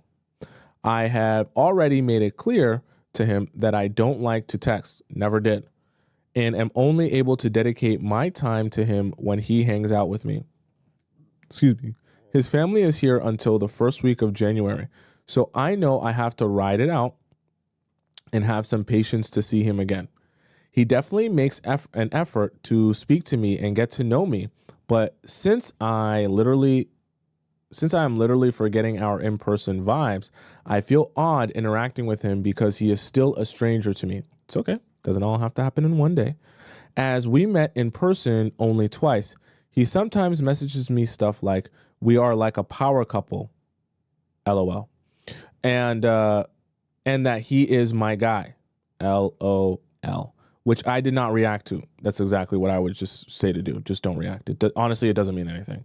I told him I do not want a pen pal, and he said we are not, but he is sorry that he has to spend time with his family. That's fine. That's fine. Just due to timing.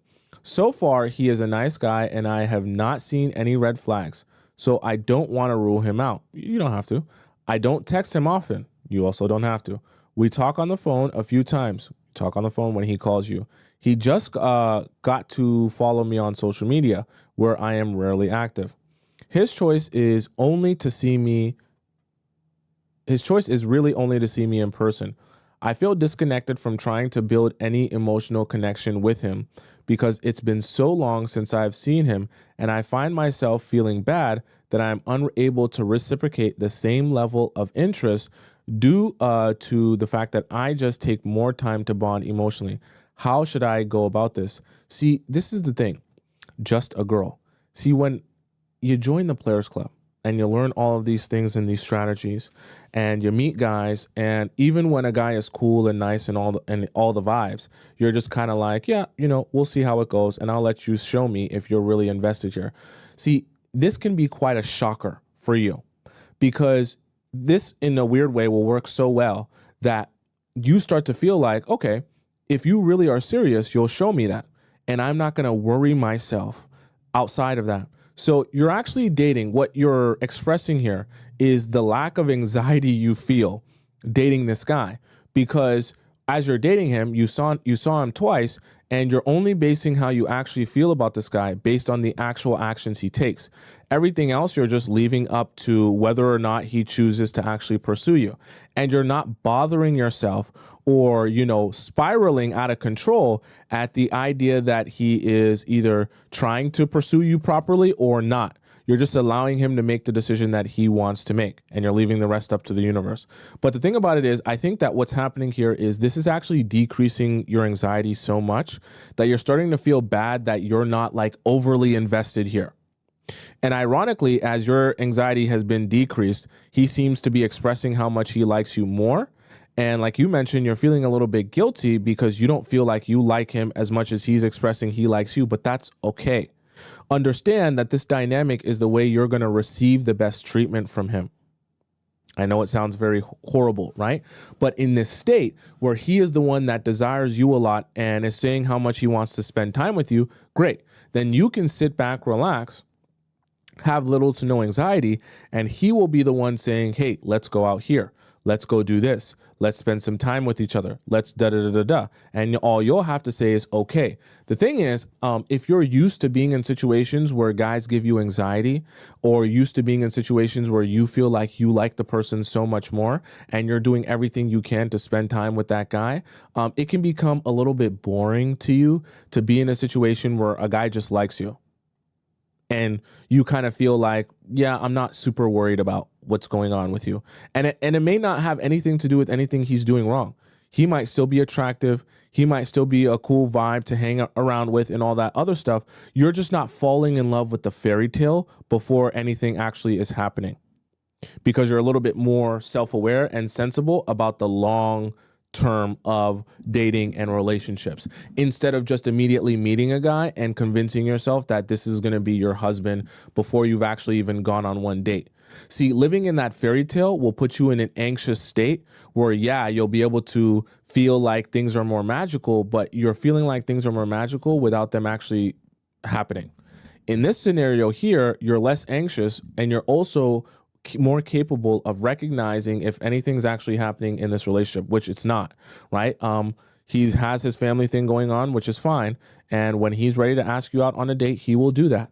And you're not going to be too bothered about what he's doing outside of that.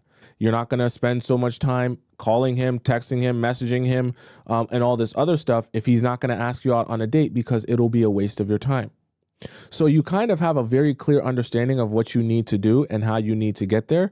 And because you have such a clear understanding, it's decreasing your anxiety, which is kind of making you feel, like you're mentioning here, disconnected and feeling like you a little bit guilty because you don't feel like you're sharing the same level of interest that he is. But that's fine. Okay. And I actually want you to only be interested in him if he's going to take initiative of seeing you in person, because I want your feeling of attachment to him to only be relative to how much he's also investing into you, instead of your attachment to him being based on a fairy tale you build in your mind. This is a much better place for you to be in, and I actually don't want anything to change here. I know you're saying, how should I go about this? I don't think you need to change up anything. I think you should continue to allow him to pursue you as he sees fit. If this family really is the reason why he hasn't gone on another date with you, then let that be the case. Let this the rest of this week pass, and then let him go back to regular scheduled programming, and let's see if he continues to go about pursuing you as he said he wants to. If he does that, then allow him to do that. Now, if something weird happens or strange happens, or he just stops doing that, then you are already in a place where it's easy for you to walk away, which is great for you, because that is the best, most detached place to be in when you're dating men, and you allow them to show up for you if they make a choice to show up for you. That's honestly the best thing for you. All right. Okay, chat. That is the show for today. For those of you who want to ask me a question, whether it be in our free relationship advice section, or our premium relationship advice section, or our private relationship advice hotline, we can call it, you can ask that to me. All of those links are available through the link in my bio on TikTok or the link in my description on YouTube. Any one of those. Okay. For those of you who are watching the show, let me acknowledge some of these super chats here. Oh, thank you so much to the people who donated. Tracy Niles donates $20. She says, Thompson, today's show was golden on so many levels. You are the GOAT, always and forever. Blessings upon blessings to you. Thank you, Tracy Niles. Electric Field also donated $5 twice, so she donated a total of $10. She says stretch button, and then she says DJ button. You guys are funny. Okay, for those of you who are watching me on TikTok and you want to rewatch the show because you missed parts of the show or you came late, my YouTube is above my head on the top right corner of the screen. You can just type in my first name, Tomisin, on YouTube on the search bar, and you'll find my channel. Go into the live section of my channel, and you'll find this live stream and all the other live streams I've done since the beginning of time, and you'll see the YouTube and the TikTok live chat embedded in the video, so you won't miss a second of conversation that we have on the show. For those of you who are wanting to catch me, oh, I even mentioned my Instagram. My Instagram is right above my head on the top left corner of the screen. For those of you who are on TikTok, it's also in my description. For those of you on YouTube who are wanting to follow me on Instagram, Tomisin_Atub. And for those of you who want to catch me live at 4 p.m. EST again, right on time, that's when I'm on every weekday, Monday to Friday at 4 p.m. EST. So you got to figure out what time that is in your time zone. I will be back, obviously, tomorrow at 4 p.m. EST. All right. So until we meet again tomorrow at 4 p.m., I bid you adieu. Hasta la vista, sayonara, adios, ciao, salam, arrivederci, bon voyage. And I'll see you again tomorrow at 4 p.m. EST. I love you so much. So much. Okay.